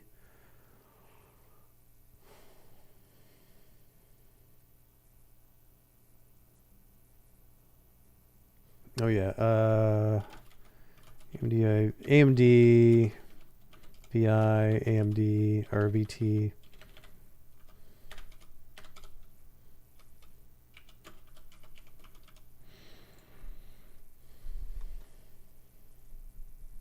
These came out about the same time.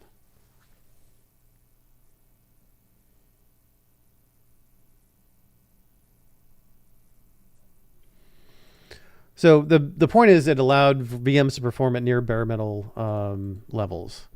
So that there was almost basically there was no performance hit for going to virtualization. That was a big concern back in the early 2000s, is like you took a pretty big hit, like 30%, suddenly. And so it was one of the most rapidly adopted technologies I've ever seen. So we went from like I said, in 2006 from 2005 from like 0% virtualized workload to 2010, like 98% of enterprises had some sort of virtualization platform. There was a few holdouts here and there, but they were pretty rare. And then so we had a VMware requirement.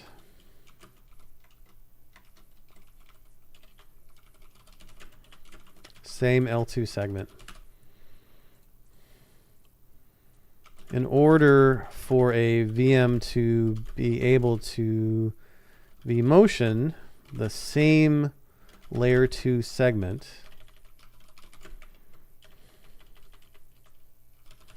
so VMware would call that a port group. We would call that a VLAN. Needs to exist in all hypervisors.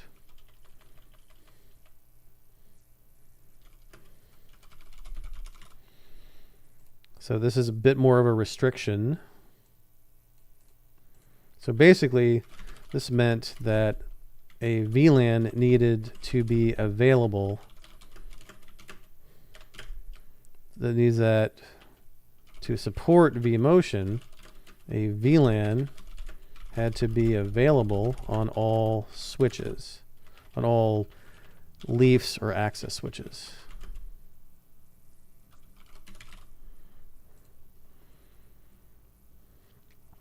So the VM itself, I'm going to move this down a little bit. Yeah. And then I'm going to put in a port group.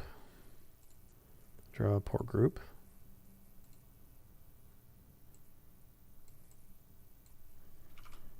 I do port groups as purple. I don't know why, that's just what I do.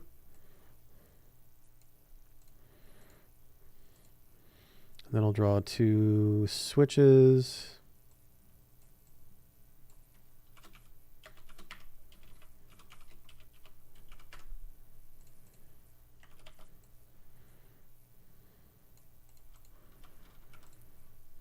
And then the same VLAN has to be in both places. So VLAN 10 We have to make sure VLAN 10 is available in both.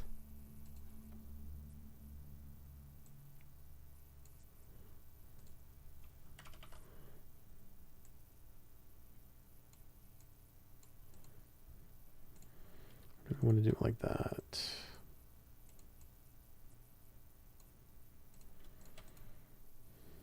Format, put the text on the top.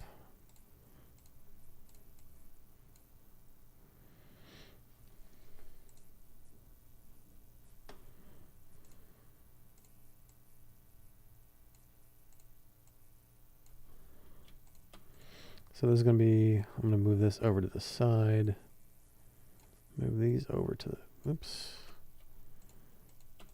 These over to the side.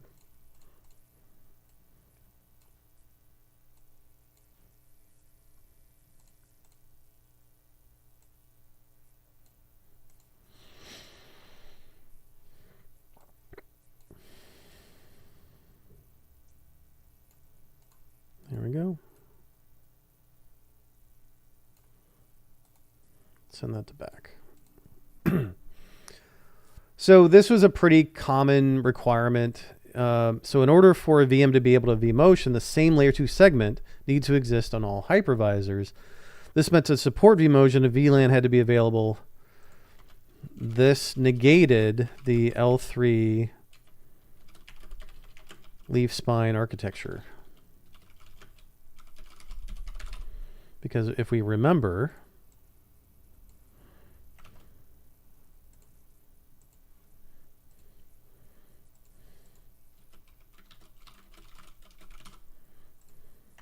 so we got no more leaf spine, and then I'll do an animation where we put in the big X.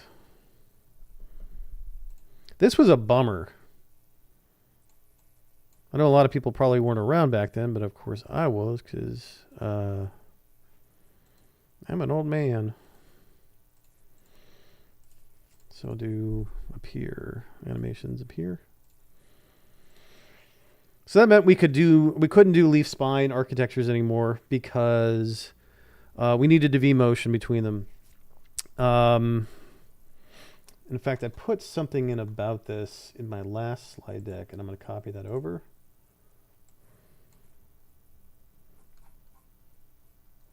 I think I did. No, maybe I didn't.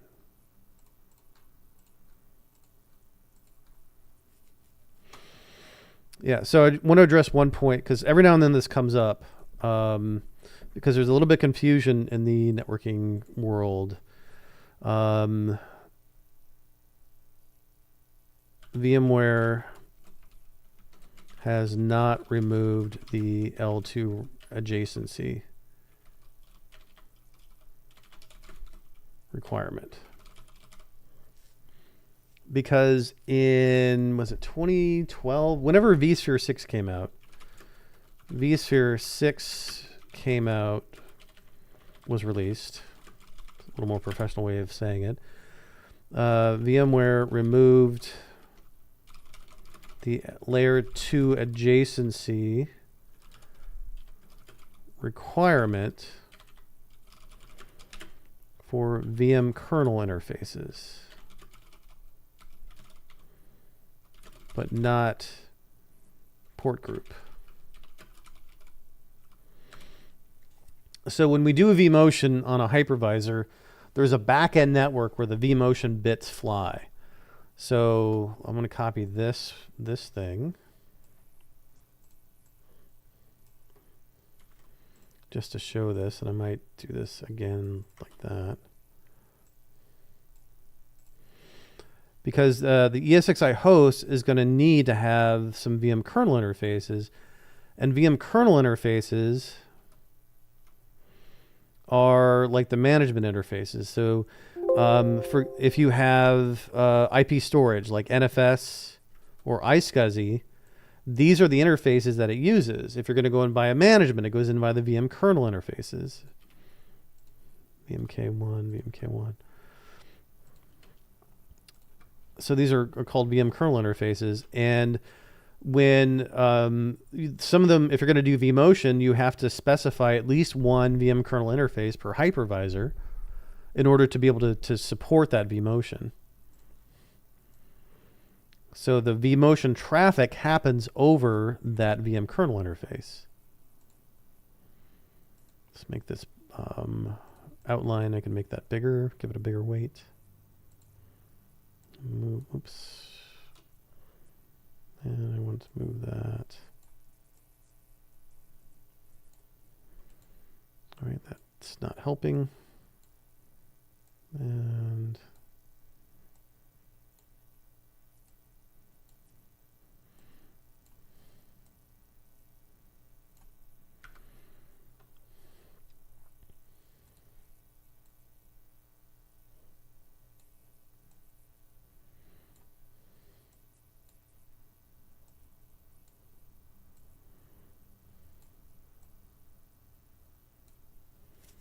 all right, I'll just make it. Oops. Make that thicker.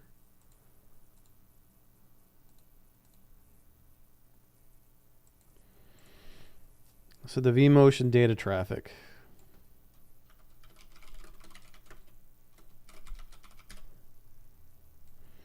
So we're talking about two different types of traffic.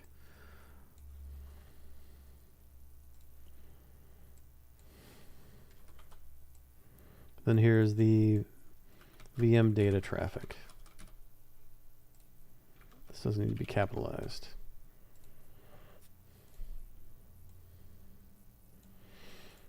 So the vMotion actually occurs through this. So I'm going to remove the animation and redo the animation just to show where it goes. So this VM is going to move via an arc. Close enough, pretty close. So we're going to move that arc in. We're going to move that arc way down.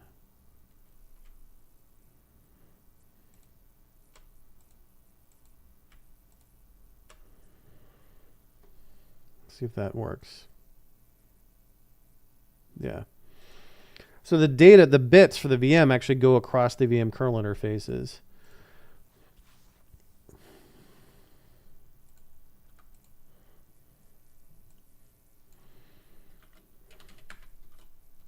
vMotion data traffic, VM data traffic,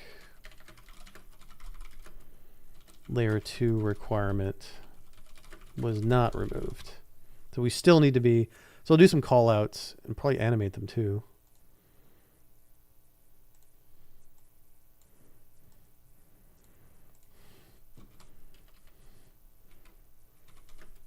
Groups still need to be,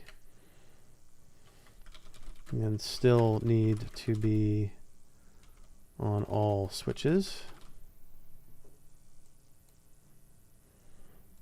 Make that white.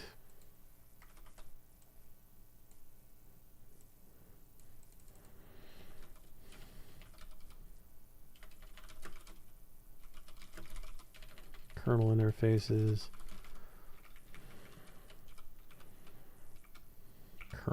Kernel no longer need to be on the same segment.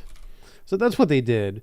And the way that they did it is they actually put the VM kernel interfaces on their own VRF, basically, or their own namespace in the operating system. Because it used to be all in one namespace, so everything had to have the same default gateway.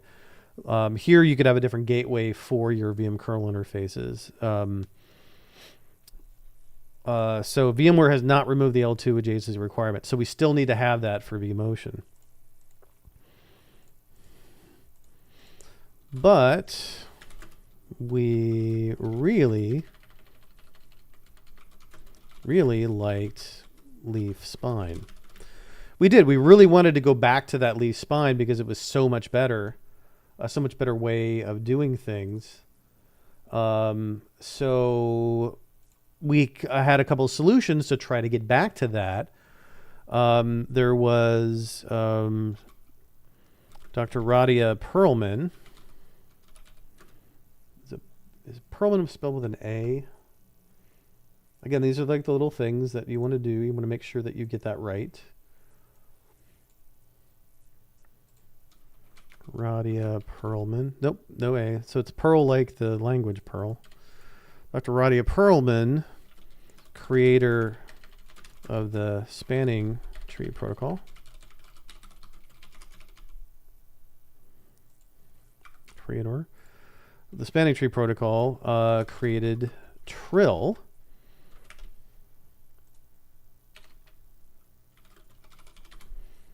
Which is, the acronym is Transparent Interconnection.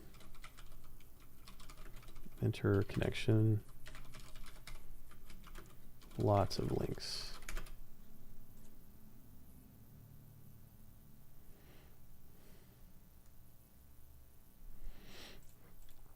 And the interesting story is that she came up with the idea of Trill because of a catastrophic network failure at a hospital in 2002, where all of the, was at the Beth Israel Deaconess Medical Center. Something just failed. Oh, my camera. I think my camera's battery went out. Hold on just a second. I'm going to go swap the battery.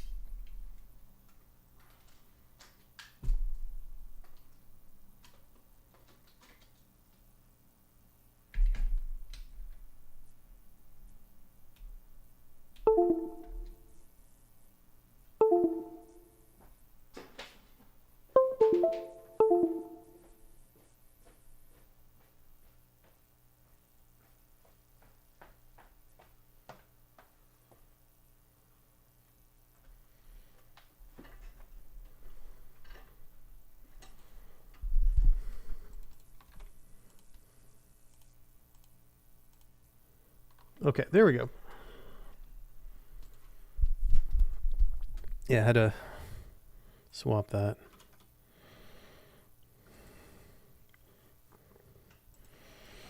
So we really liked all the benefits, like I was telling you about. We could we could scale out the spine layer, the leaf layer.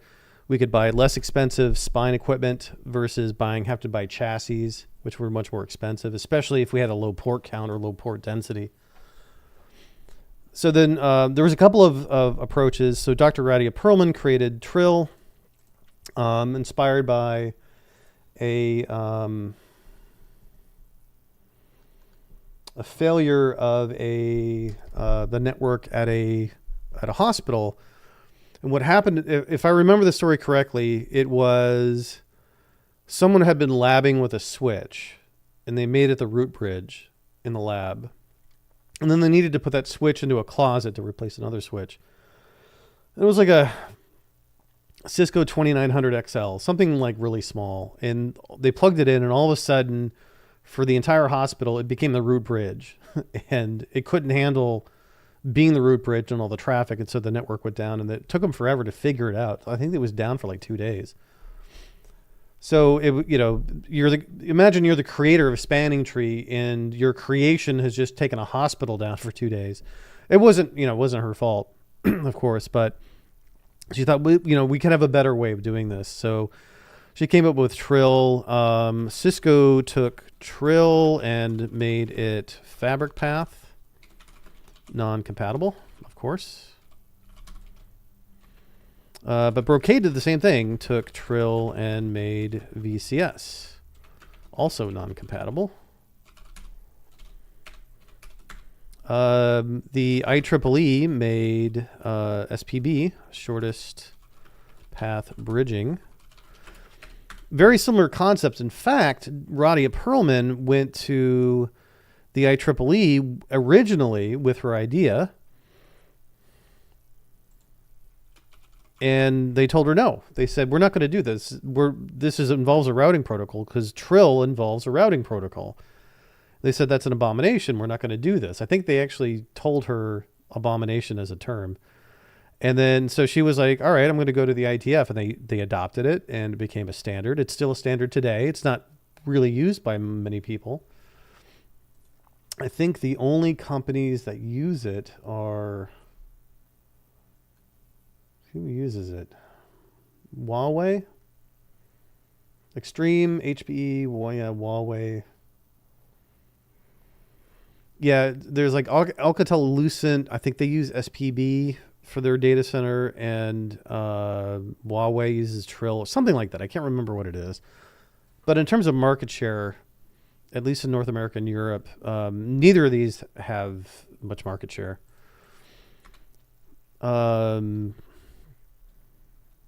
VMware has NSX. So NSX is an overlay, very similar to VXLAN. I think they actually use VXLAN now as the encapsulation. They use STT, which is a weird pseudo TCP encapsulation before. And the in-cap and decap happens on the hypervisor instead of on the network. So you could do just a pure layer 2 network or layer 3 network. It wouldn't care. But if you needed workload mobility for the other stuff, then that would be a problem. So VMware has NSX. I'm not going to put that one on it. What else was there? I think that was about it. Oh yeah, there is Juniper had QFabric.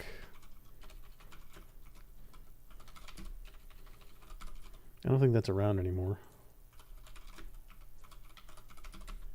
So Juniper QFabric system. It's a technology. Still around?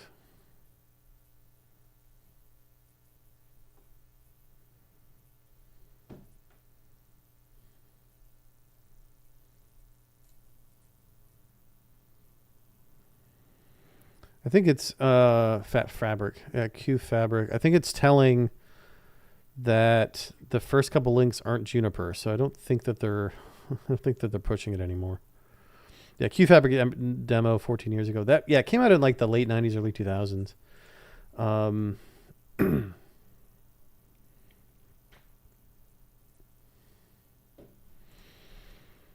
Yeah, so Juniper had QFabric, Cisco had Fabric Path, Brocade had VCS. There's a couple other things.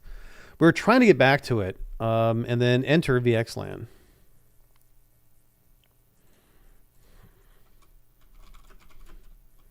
The NCAP wars. So several Ethernet in IP encapsulations were introduced in the NVGRE history. So when did NVGRE come out? Early 2010s. Okay, that's close enough. The early 2010s. So there was VXLAN, NVGRE, STT, OV3, a couple others.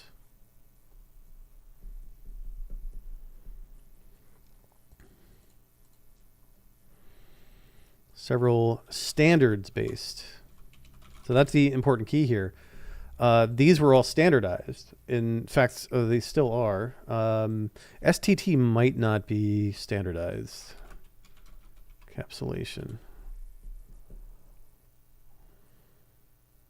Was it ever standardized? It was what Nicira used originally. That's what became NSX. So VMware bought Nicira, and that became the NSX product.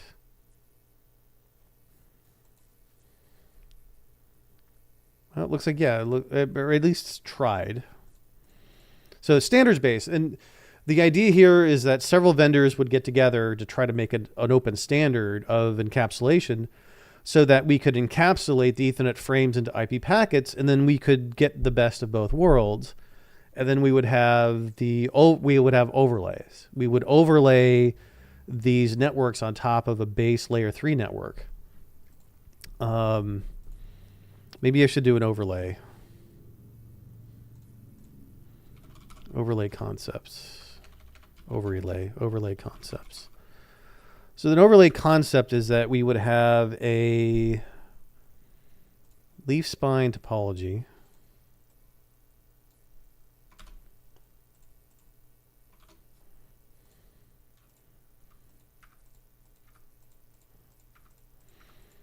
This would be called the underlay.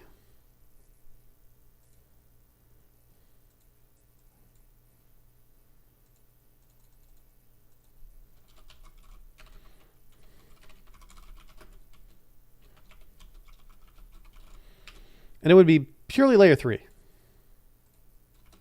Super simple to set up.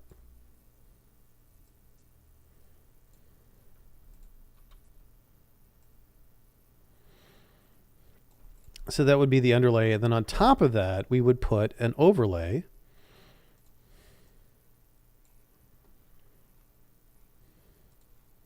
So let's do a format shape. We'll make this a little transparent.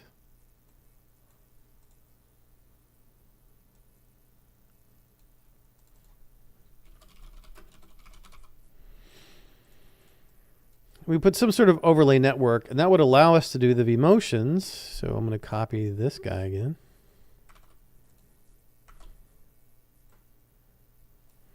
And I will give him an animation.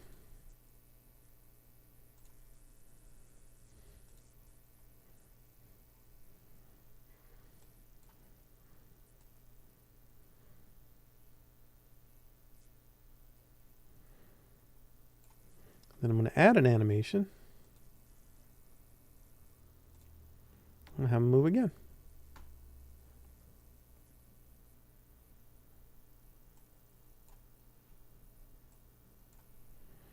Just to show we can bounce around.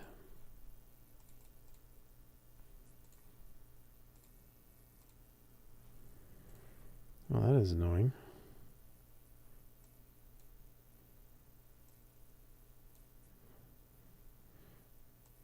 So your starting point will be where you were. Your ending point will be somewhere else.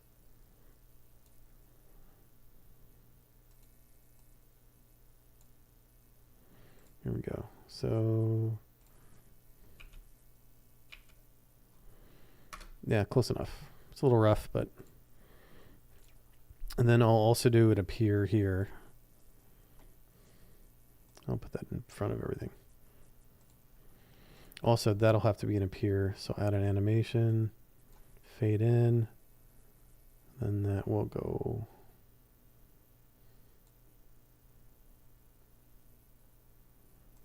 Before, yeah. See if that works. So we have our underlay, then we have our overlay network, and that gives us the best of both worlds. So we have to figure out the encapsulation first, and there was an encapsulation war. There was VXLAN, NVGRE, STT, OV3,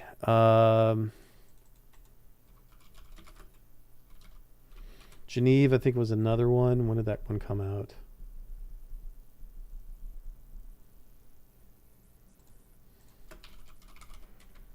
It might not have come out till later.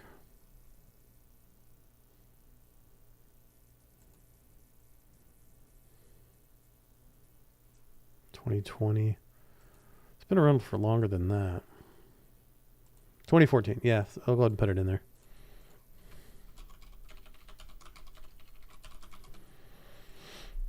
And so for VXLAN was created by Arista, Cisco, and Red Hat, I think. NVGRE was created by Arista, Cisco, and Microsoft. STT was created by Nicira. There's a lot of different authors for a lot of these different. They were just kind of like they've thrown out the encapsulations. VXLAN was Ethernet in UDP. NVRG was Ethernet in GRE. STT was Ethernet in pseudo TCP. I don't even know what OV3 was. OV3 encapsulation. I don't think that ever went in everywhere.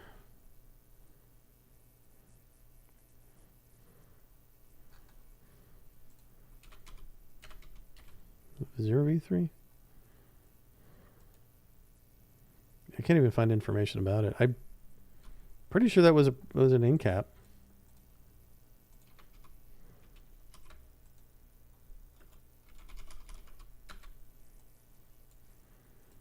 NVO3.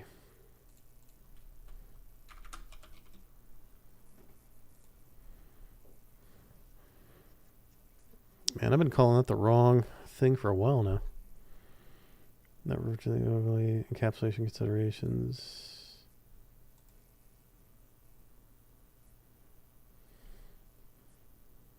Oh, that's DoD. Oh, yeah, okay, OV3. OV3 is relevant when discussing virtualization. Where's NVO3?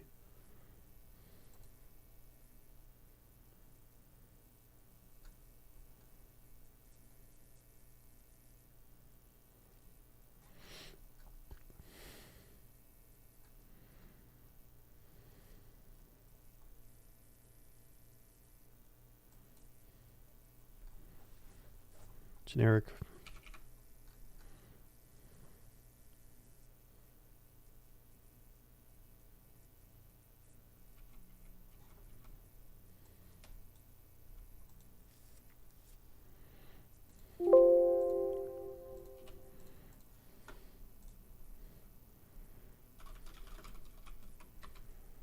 Look up VXLAN encapsulation under Wikipedia, see if there's like competing protocols.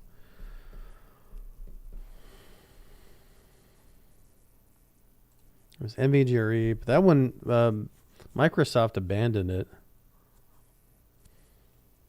They got rid of it. Yeah, I'm not going to put it in there because I can't find anything about it.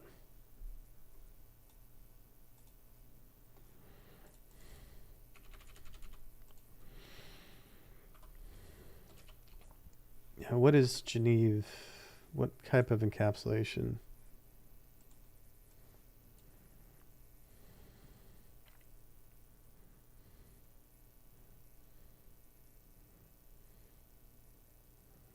Generic network virtualization.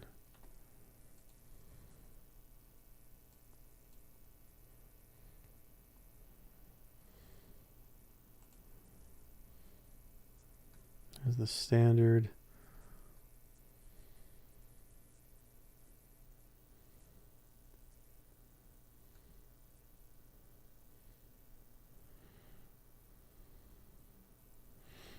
So NVO3, I guess that's just generic. It's the framework. It's not the actual encapsulation. So Geneve might be like a control, but I don't know much about Geneve. You know what? I'm just going to skip it. So that's sometimes what I do. I just punt. I'm just like, I'm not going to put it in there because I don't know enough about it to speak intelligently about it. So several standard-based Ethernet and IP technologies were introduced in the early 2010s. VXLAN and NVGRE hardware showed up in about 2014, which was the Trident, the Broadcom Trident 2. I think that was the first.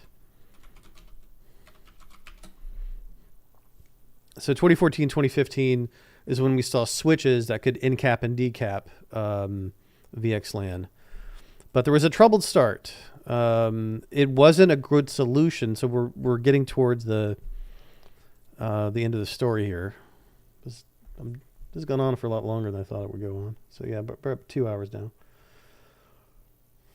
I hope you found this riveting.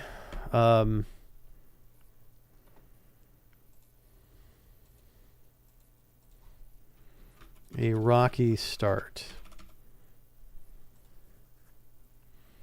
So pretty much VXLAN 1. So I'm not even talking about NVGRE. The first switches could do NVGRE, but they really didn't for the most part.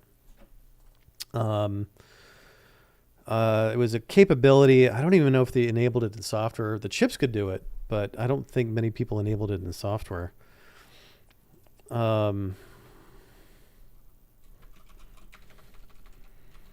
VXLAN 1, the NCAP wars. So Microsoft and VMware switched from NVGRE and STT respectively. Eventually switched to VXLAN because I'm almost positive that NSX uses VXLAN now.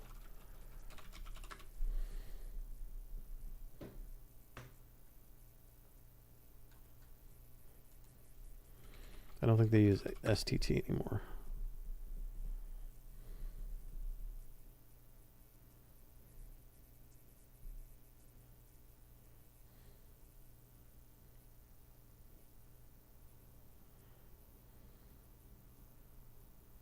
Well, I guess it does support it. Supports both.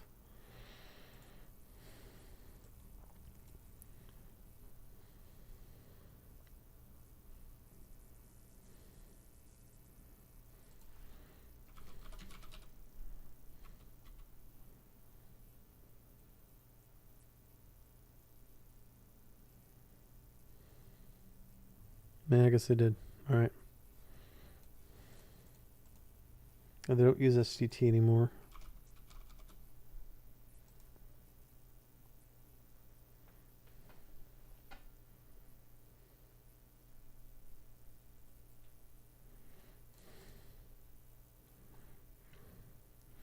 So Microsoft eventually switched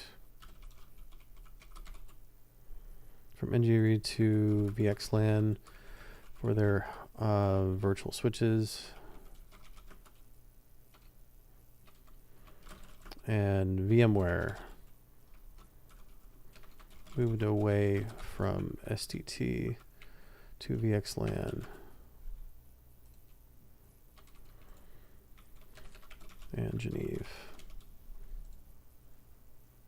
But still, VXLAN pretty much won. They won that one. But it was a rocky start. There were a couple problems with the early implementations of VXLAN. Trident 2s.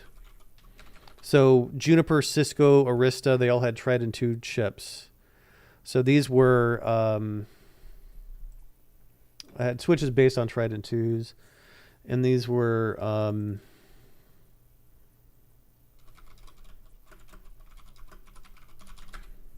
some examples. 75, like Arista 7050X.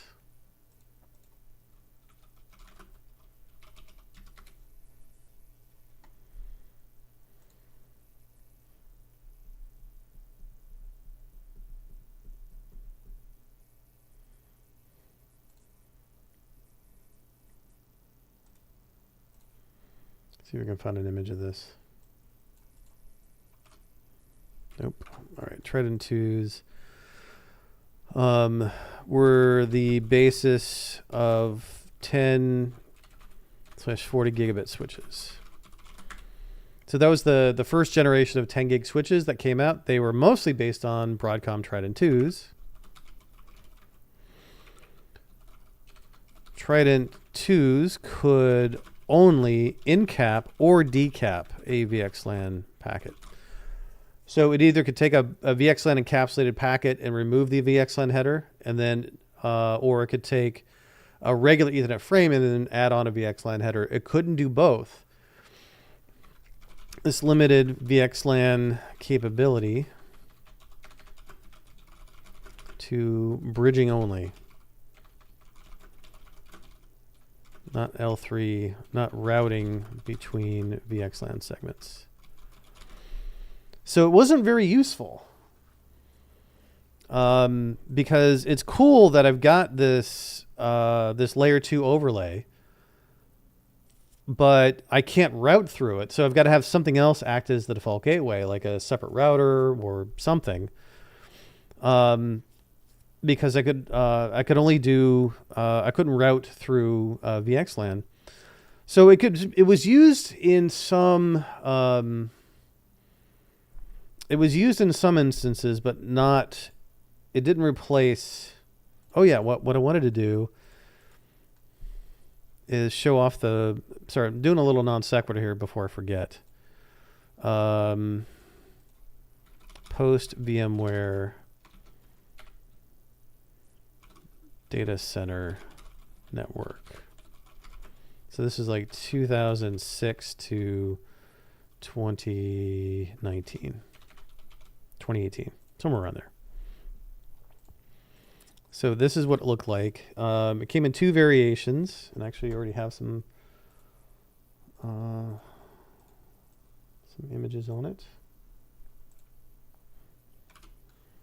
So this is one.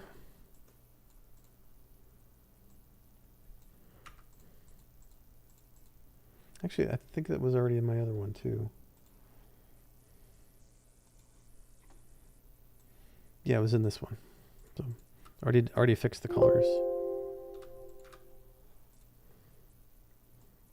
I'll just throw that in there.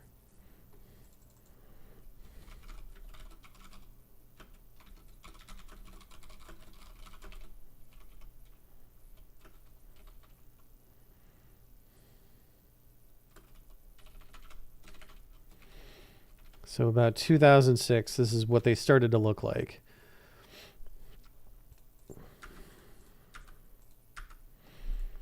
And then we would have layer 2, and then yeah, let's put that there. Layer 2 only. And then we also had the collapsed core. So that was a slight variation of this, a slight evolution, because we didn't really need the separate core layer anymore. We could just go from a core. The core could be the spine, but it's layer 2 only. So your first hop would be at the core spine. So it's very similar. It's just the core and aggregation layer got shrunk down or got combined. So Trident 2s we could only in-cap or decap a VXLAN packet, but not both. This limited VXLAN capability to bridging only, not routing between VXLAN segments. You could recirculate. There were workarounds. We could do packet recirculation, but that would limit bandwidth. Or you could add a second chip, which is what Cisco did with Nexus 9300s. The first round of Nexus 9300s, they actually had 2 chips. They had the Trident 2 and then another chip stacked on top of it to handle the routing between the VXLAN segments.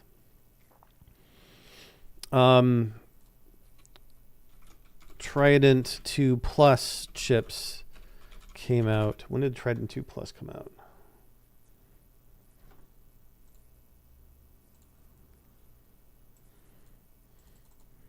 When was the Trident 2 Plus released? Broadcom. Not the rockets. Nope, that's a rocket.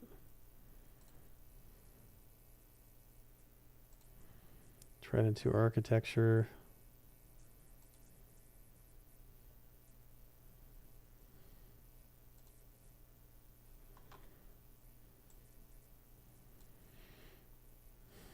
Trident 2. There's a Trident 2 Plus that came out that could route, if I remember correctly.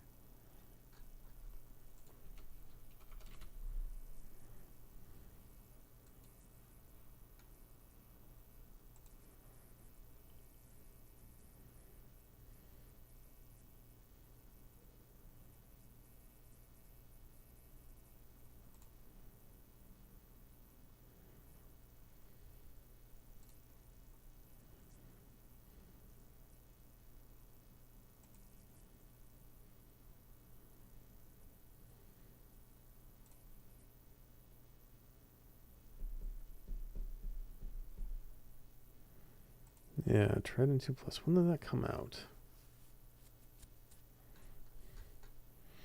It was basically meant to Broadcom Trident 2 Plus. All right, Trident 2 Plus.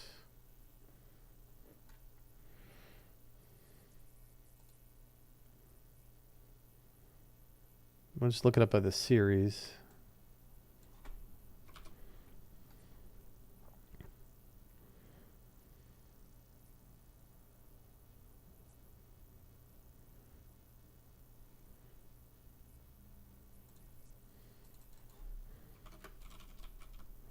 Release date.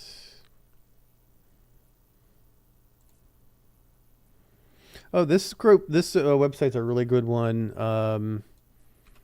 This guy Warner, he's got a whole thing on buffers.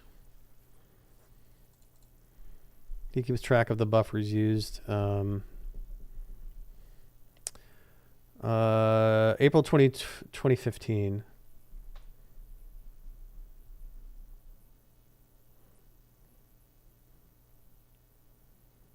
Okay, it just came out in 2015. Wow, that's a lot later than I thought it came out.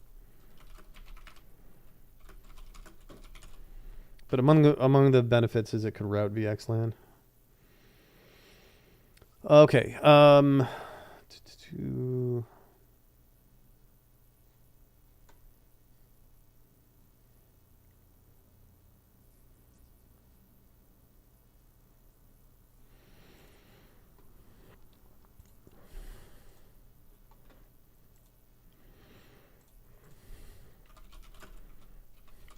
there was also VXLAN before EVPN. So even when we could route VXLAN,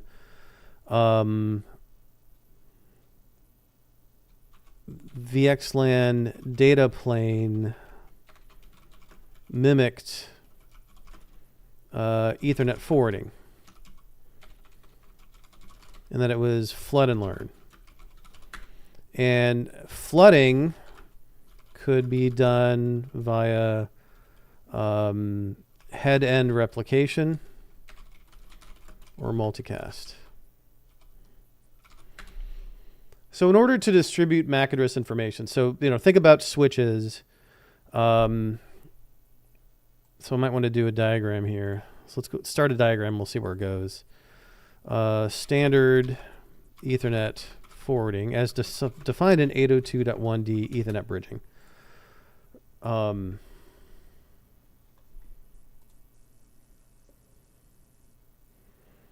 So standard Ethernet forwarding is 802.1d. And the way that we learn, the way that we populate tables is we got a switch here.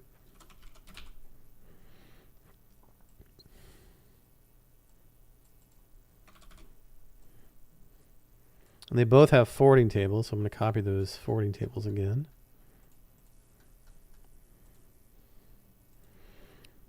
This is becoming more involved than I thought it would be. But, that's how things happen sometimes.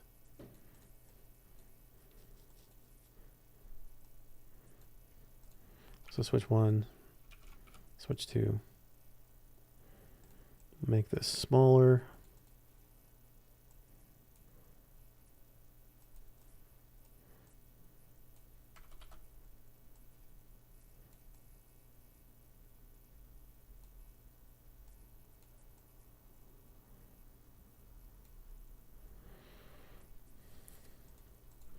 Switch 1, switch 2. Blank out their forwarding tables. I didn't want to delete that many. At most 2 addresses.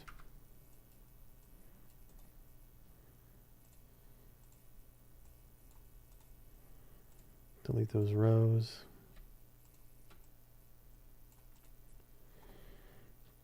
So we got our forwarding tables. And I'll blank out the entries. And we've got a interface. Make that blue. Ethernet 1. Ethernet 2.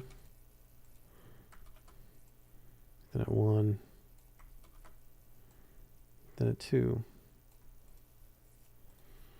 And what we're doing is basically, we call it learn and flood, but it's really, or we call it flood and learn, but it's really learn and flood.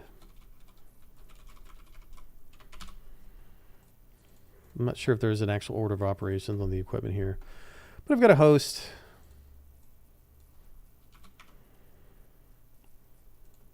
And its MAC address is going to be in GitLab.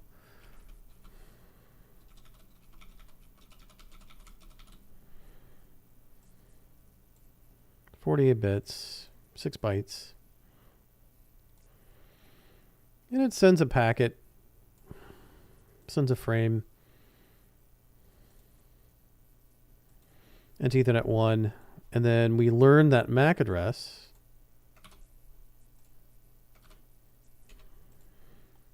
And then we flood it. So there will be, we flooded out all ports except for the one it came in on. So this will be an Ethernet flood.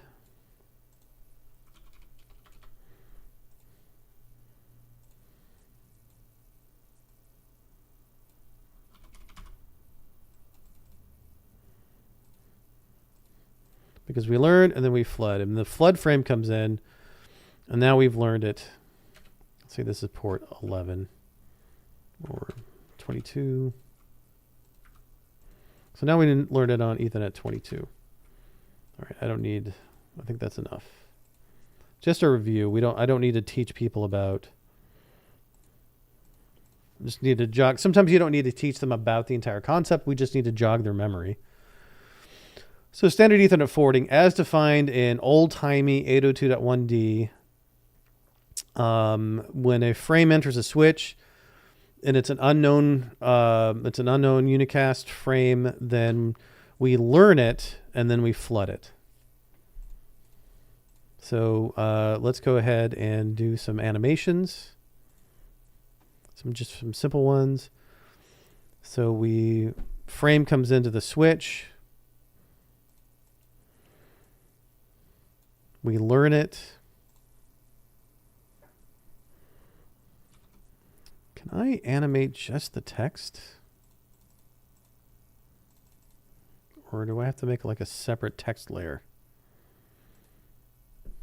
Oh, that would be really annoying.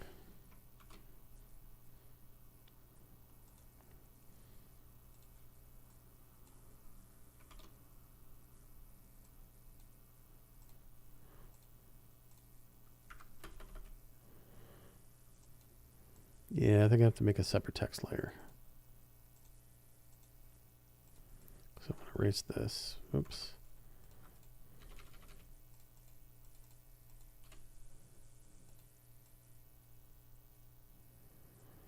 Close enough. That'll work. So then we appear.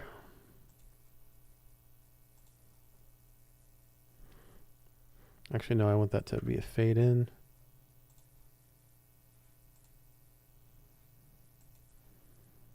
Fade. Then we flood. Appear.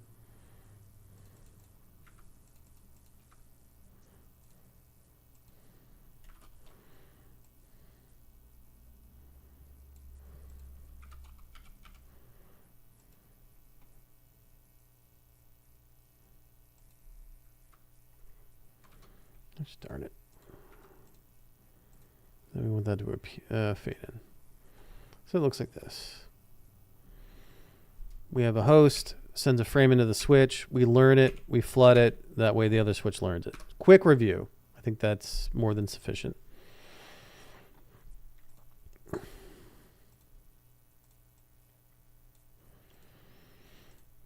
So flooding can be done. So if we're going to do VXLAN, there's a couple ways we could do flooding. We could either do head-end replication or multicast. Head-end replication would send a copy of a frame, of a flood frame, to every VTEP on a list. So we'd have to keep that list updated. And then multicast would send a multicast, send a flood frame to a multicast group, and the multicast infrastructure would handle the replication and distribution to subscribers.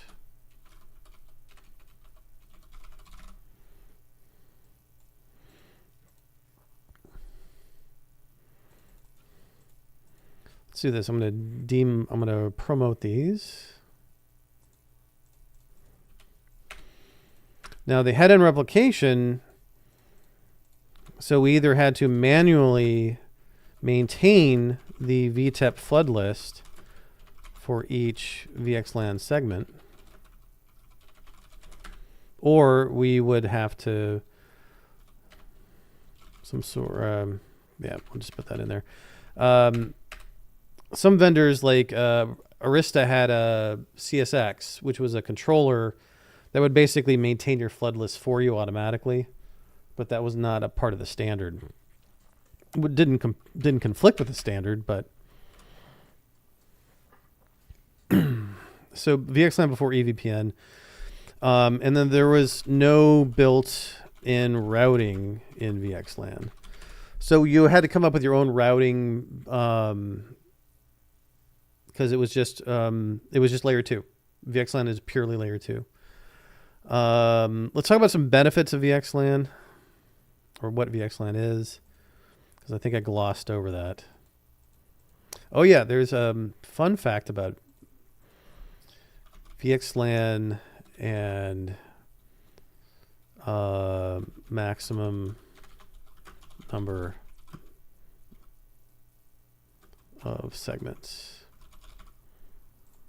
How many segments do you practically get with VXLAN? People say 16 million or something. It's 16,777,216. That's not true. With VXLAN on physical switches, we are limited by the number of VLANs we can instantiate, which is about 4,000 or so.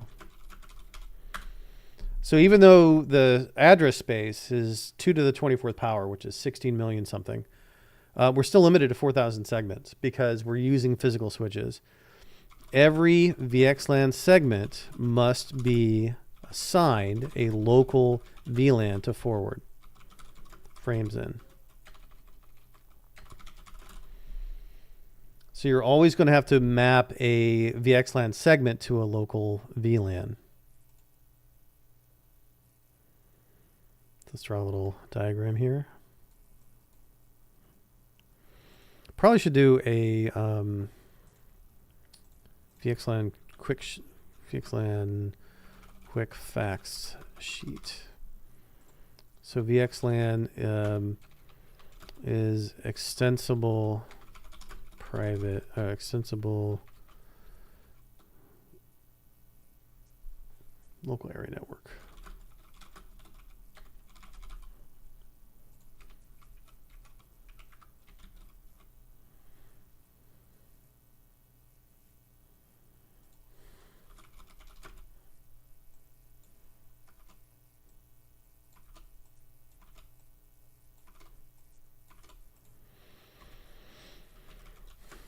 VXLAN address space 2 to the 24th power equals 16,770,216 segments.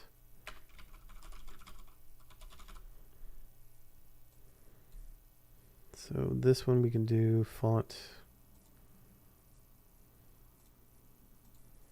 to superscript. So I think VXLAN stands for that. Quick fact sheet.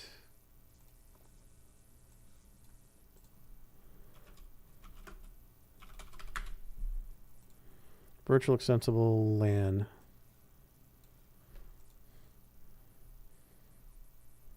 No, I guess it's too LAN. So the address space is that VXLAN utilizes stateless tunnels between VTEPs, which are so VTEP. So VXLAN tunnel endpoint. VXLAN builds stateless tunnels between VTEPs. VTEPs only require IP connectivity between them. No L2. No L2. So we're encapsulating Ethernet. Yeah, I think that's. Do we need any more? I think that's enough.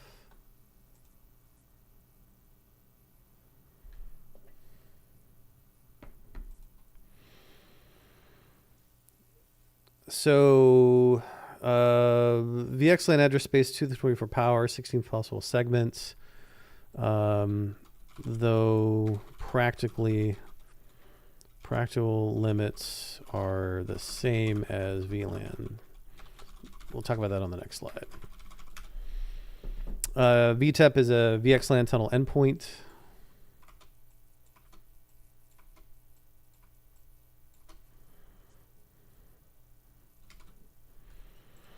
VXLAN builds stateless tunnels between VTEPs, so there's no setup and teardown of these tunnels. So we don't have to like set up a tunnel and then tear it down. There's no reset of a tunnel. It's just start sending packets, and it depends on what the other side can do with it.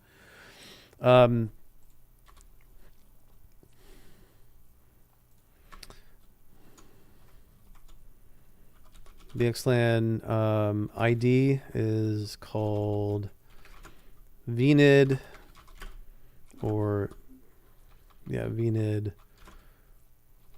or VNI.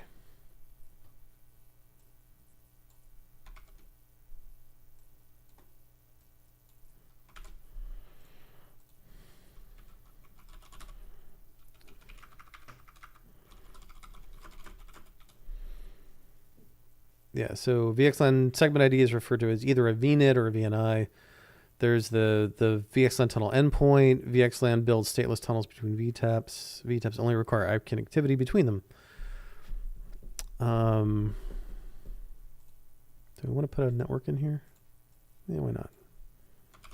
Put in some kind of... I need to shrink that over there.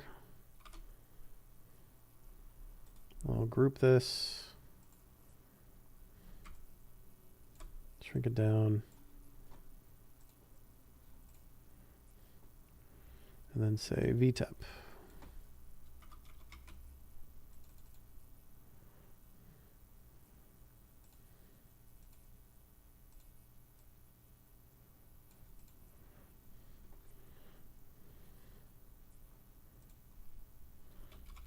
VTEPs are leafs. They're only leafs. I mean, technically you could make a spine of VTEP, but that would be kind of dumb. That's definitely not best practice.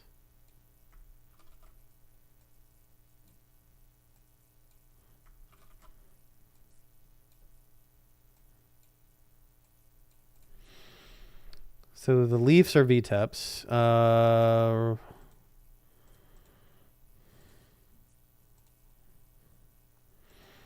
So adoption was not very high for VXLAN in the mid 2010s.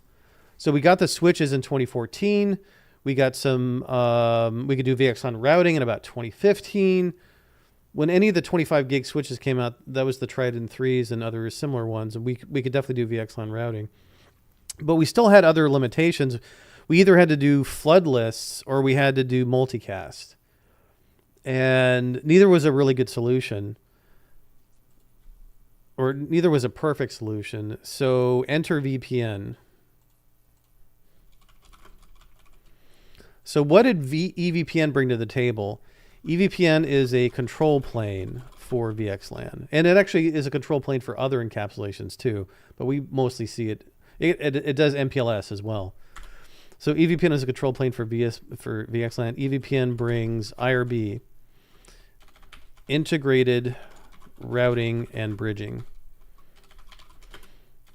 So it does full layer 2, layer 3. We can route between our VXLAN segments.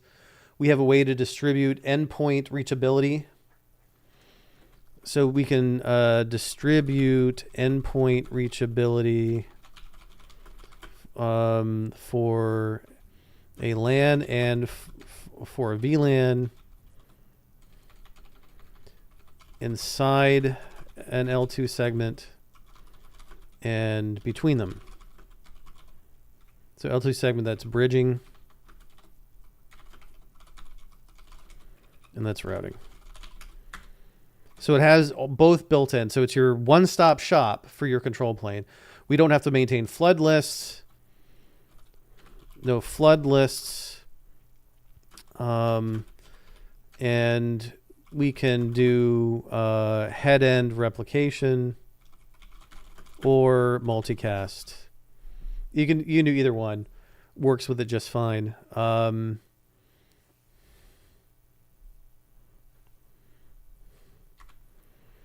EVPN works via MPBGP.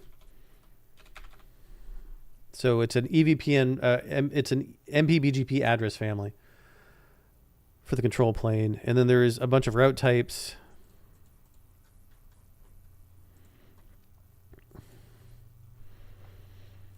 And EVPN VXLAN became the de facto standard for L3 networks, for L3 leaf-spine networks that support vMotion or workload mobility. There's another slide I want to make in terms of workload mobility.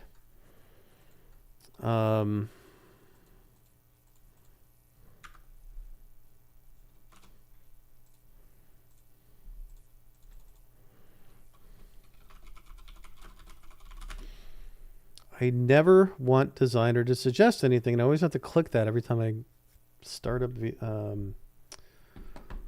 PowerPoint, which is really annoying. So workload mobility allows for vMotion, also allows any workload to be placed in any rack, allows every network in every rack, which allows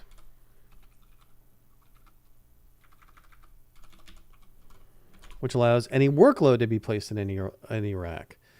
So if I didn't use any kind of workload mobility solution, we normally will separate, good point. We normally separate workloads by networks, which are VLANs and subnets. So we don't tend to mix them, match them, because sometimes we want to put a firewall in between two different workloads. So we separate them by VLANs and subnets. If I just do leaf spine by itself without an overlay, then my workload is going to be restricted to a single rack. And even without VMware, that might be a problem. So I just wanted to bring that point up. So it's not, workload mobility is not just about vMotion. Now there is a popular whining, complaining that we networking people had is, oh, your apps are all broken, so that's why we have to support vMotion, because we can't have any downtime for these apps, which are super fragile. And it was a common lament, and I certainly lamented it. But thinking about, like, let's say we had apps that were not fragile, we didn't have to do vMotion anymore. Would we just do a pure layer 3, layer 2, layer 3, or do a pure layer 3 network without VXLAN? And I think the answer is mostly no. There are some cases where we just have one workload. So maybe that workload is Hadoop or Ceph or something like that. Or even VMware with NSX, but it's only NSX and there's nothing else.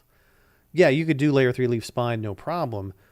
But let's say I still had a heterogeneous workload. I had some apps are on bare metal, some apps are on a hypervisor, some apps are over here, over there. I still need the workload mobility. I still need the flexibility so that my location is not tied, or my identity, my IP address is not tied to my location. I can move about the data center. So EVPN is a control plane for VXLAN.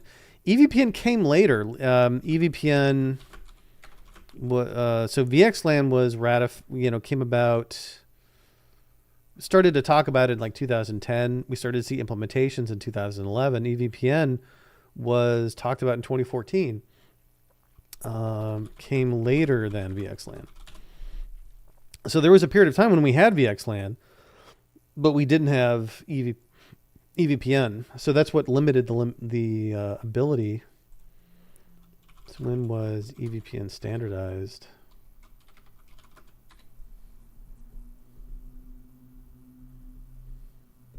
So 7432. Standardized in 2015.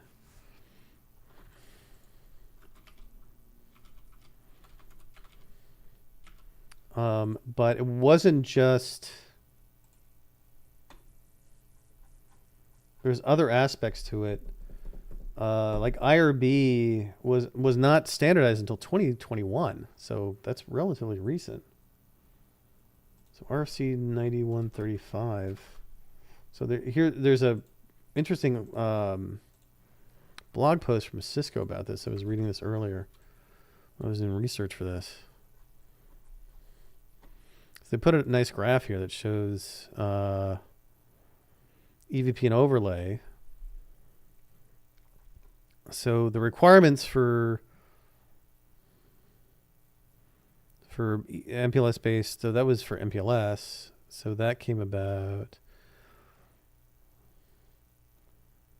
Yeah, requirements for EVPN started in there, but it was ratified in 2014.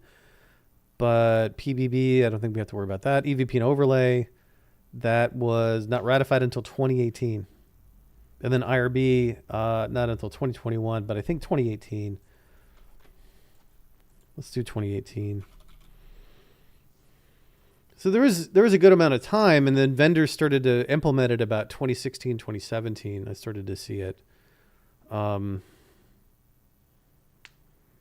ACI came out in 2015, and ACI initially didn't use any EVPN, and now it only uses it for multi-site. It uses a completely different routing paradigm internally. They use COOP, which is a routing protocol to distribute reachability information for endpoints.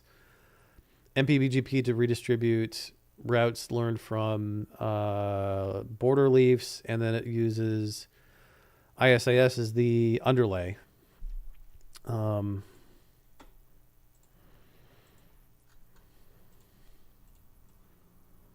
But that's ACI. The benefit for ACI is that it took a while for EVPN to catch up to ACI. That's kind of the benefit of going your own. But the problem with ACI was that it was phenomenally complicated for what it was trying to do.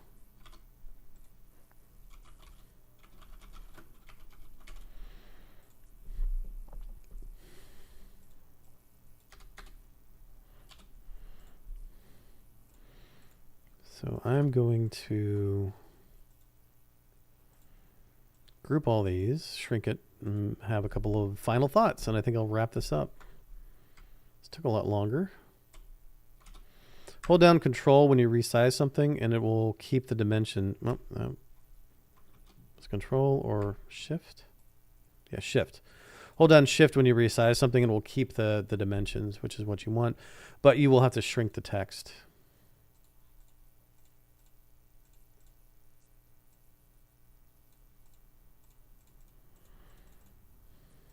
Make it fit.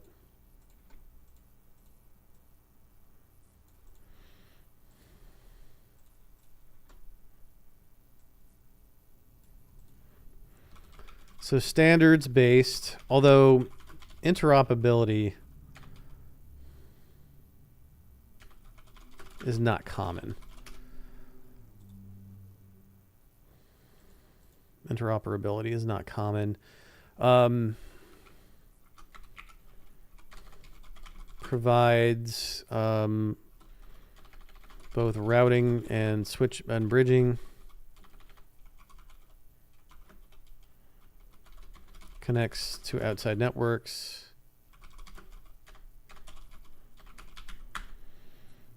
Handles flood frames by head-end replication or multicast.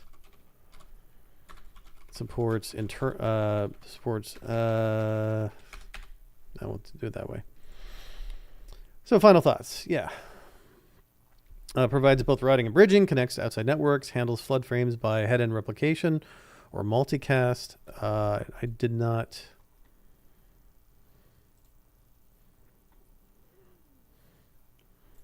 Yeah, HER. I just want to make sure to find a. So this is 36 slides in about 2.5 hours. Did I cross the 3-hour mark? I don't know. It doesn't look like I've crossed the 3-hour mark. So yeah, this is how I make content.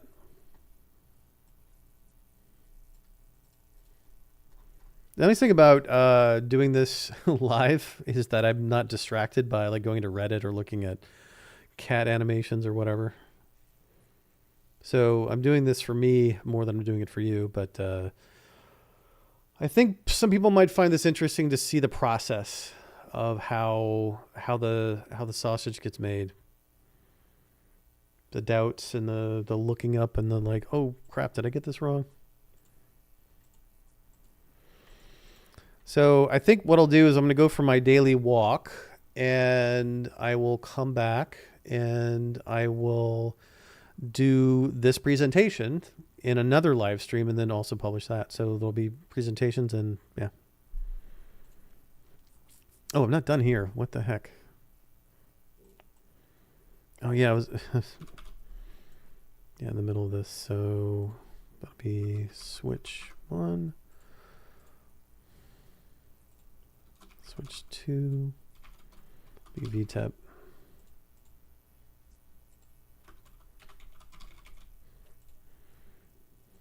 I don't have to go about all the internals of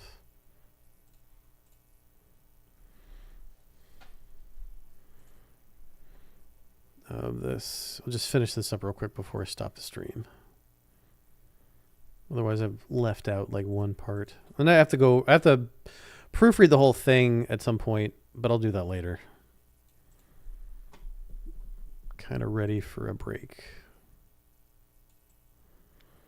So this will be VLAN 10.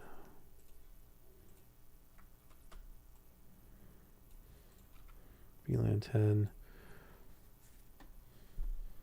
And then I'll do a VXLAN segment. So what do I want to do? I'll do yellow for that one.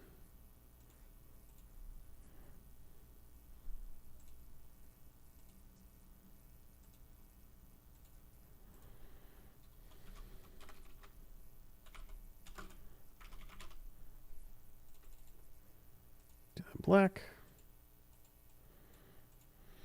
So every VXLAN segment must be assigned a local VLAN to forward those frames. So we are limited basically by the number of VLANs that we have.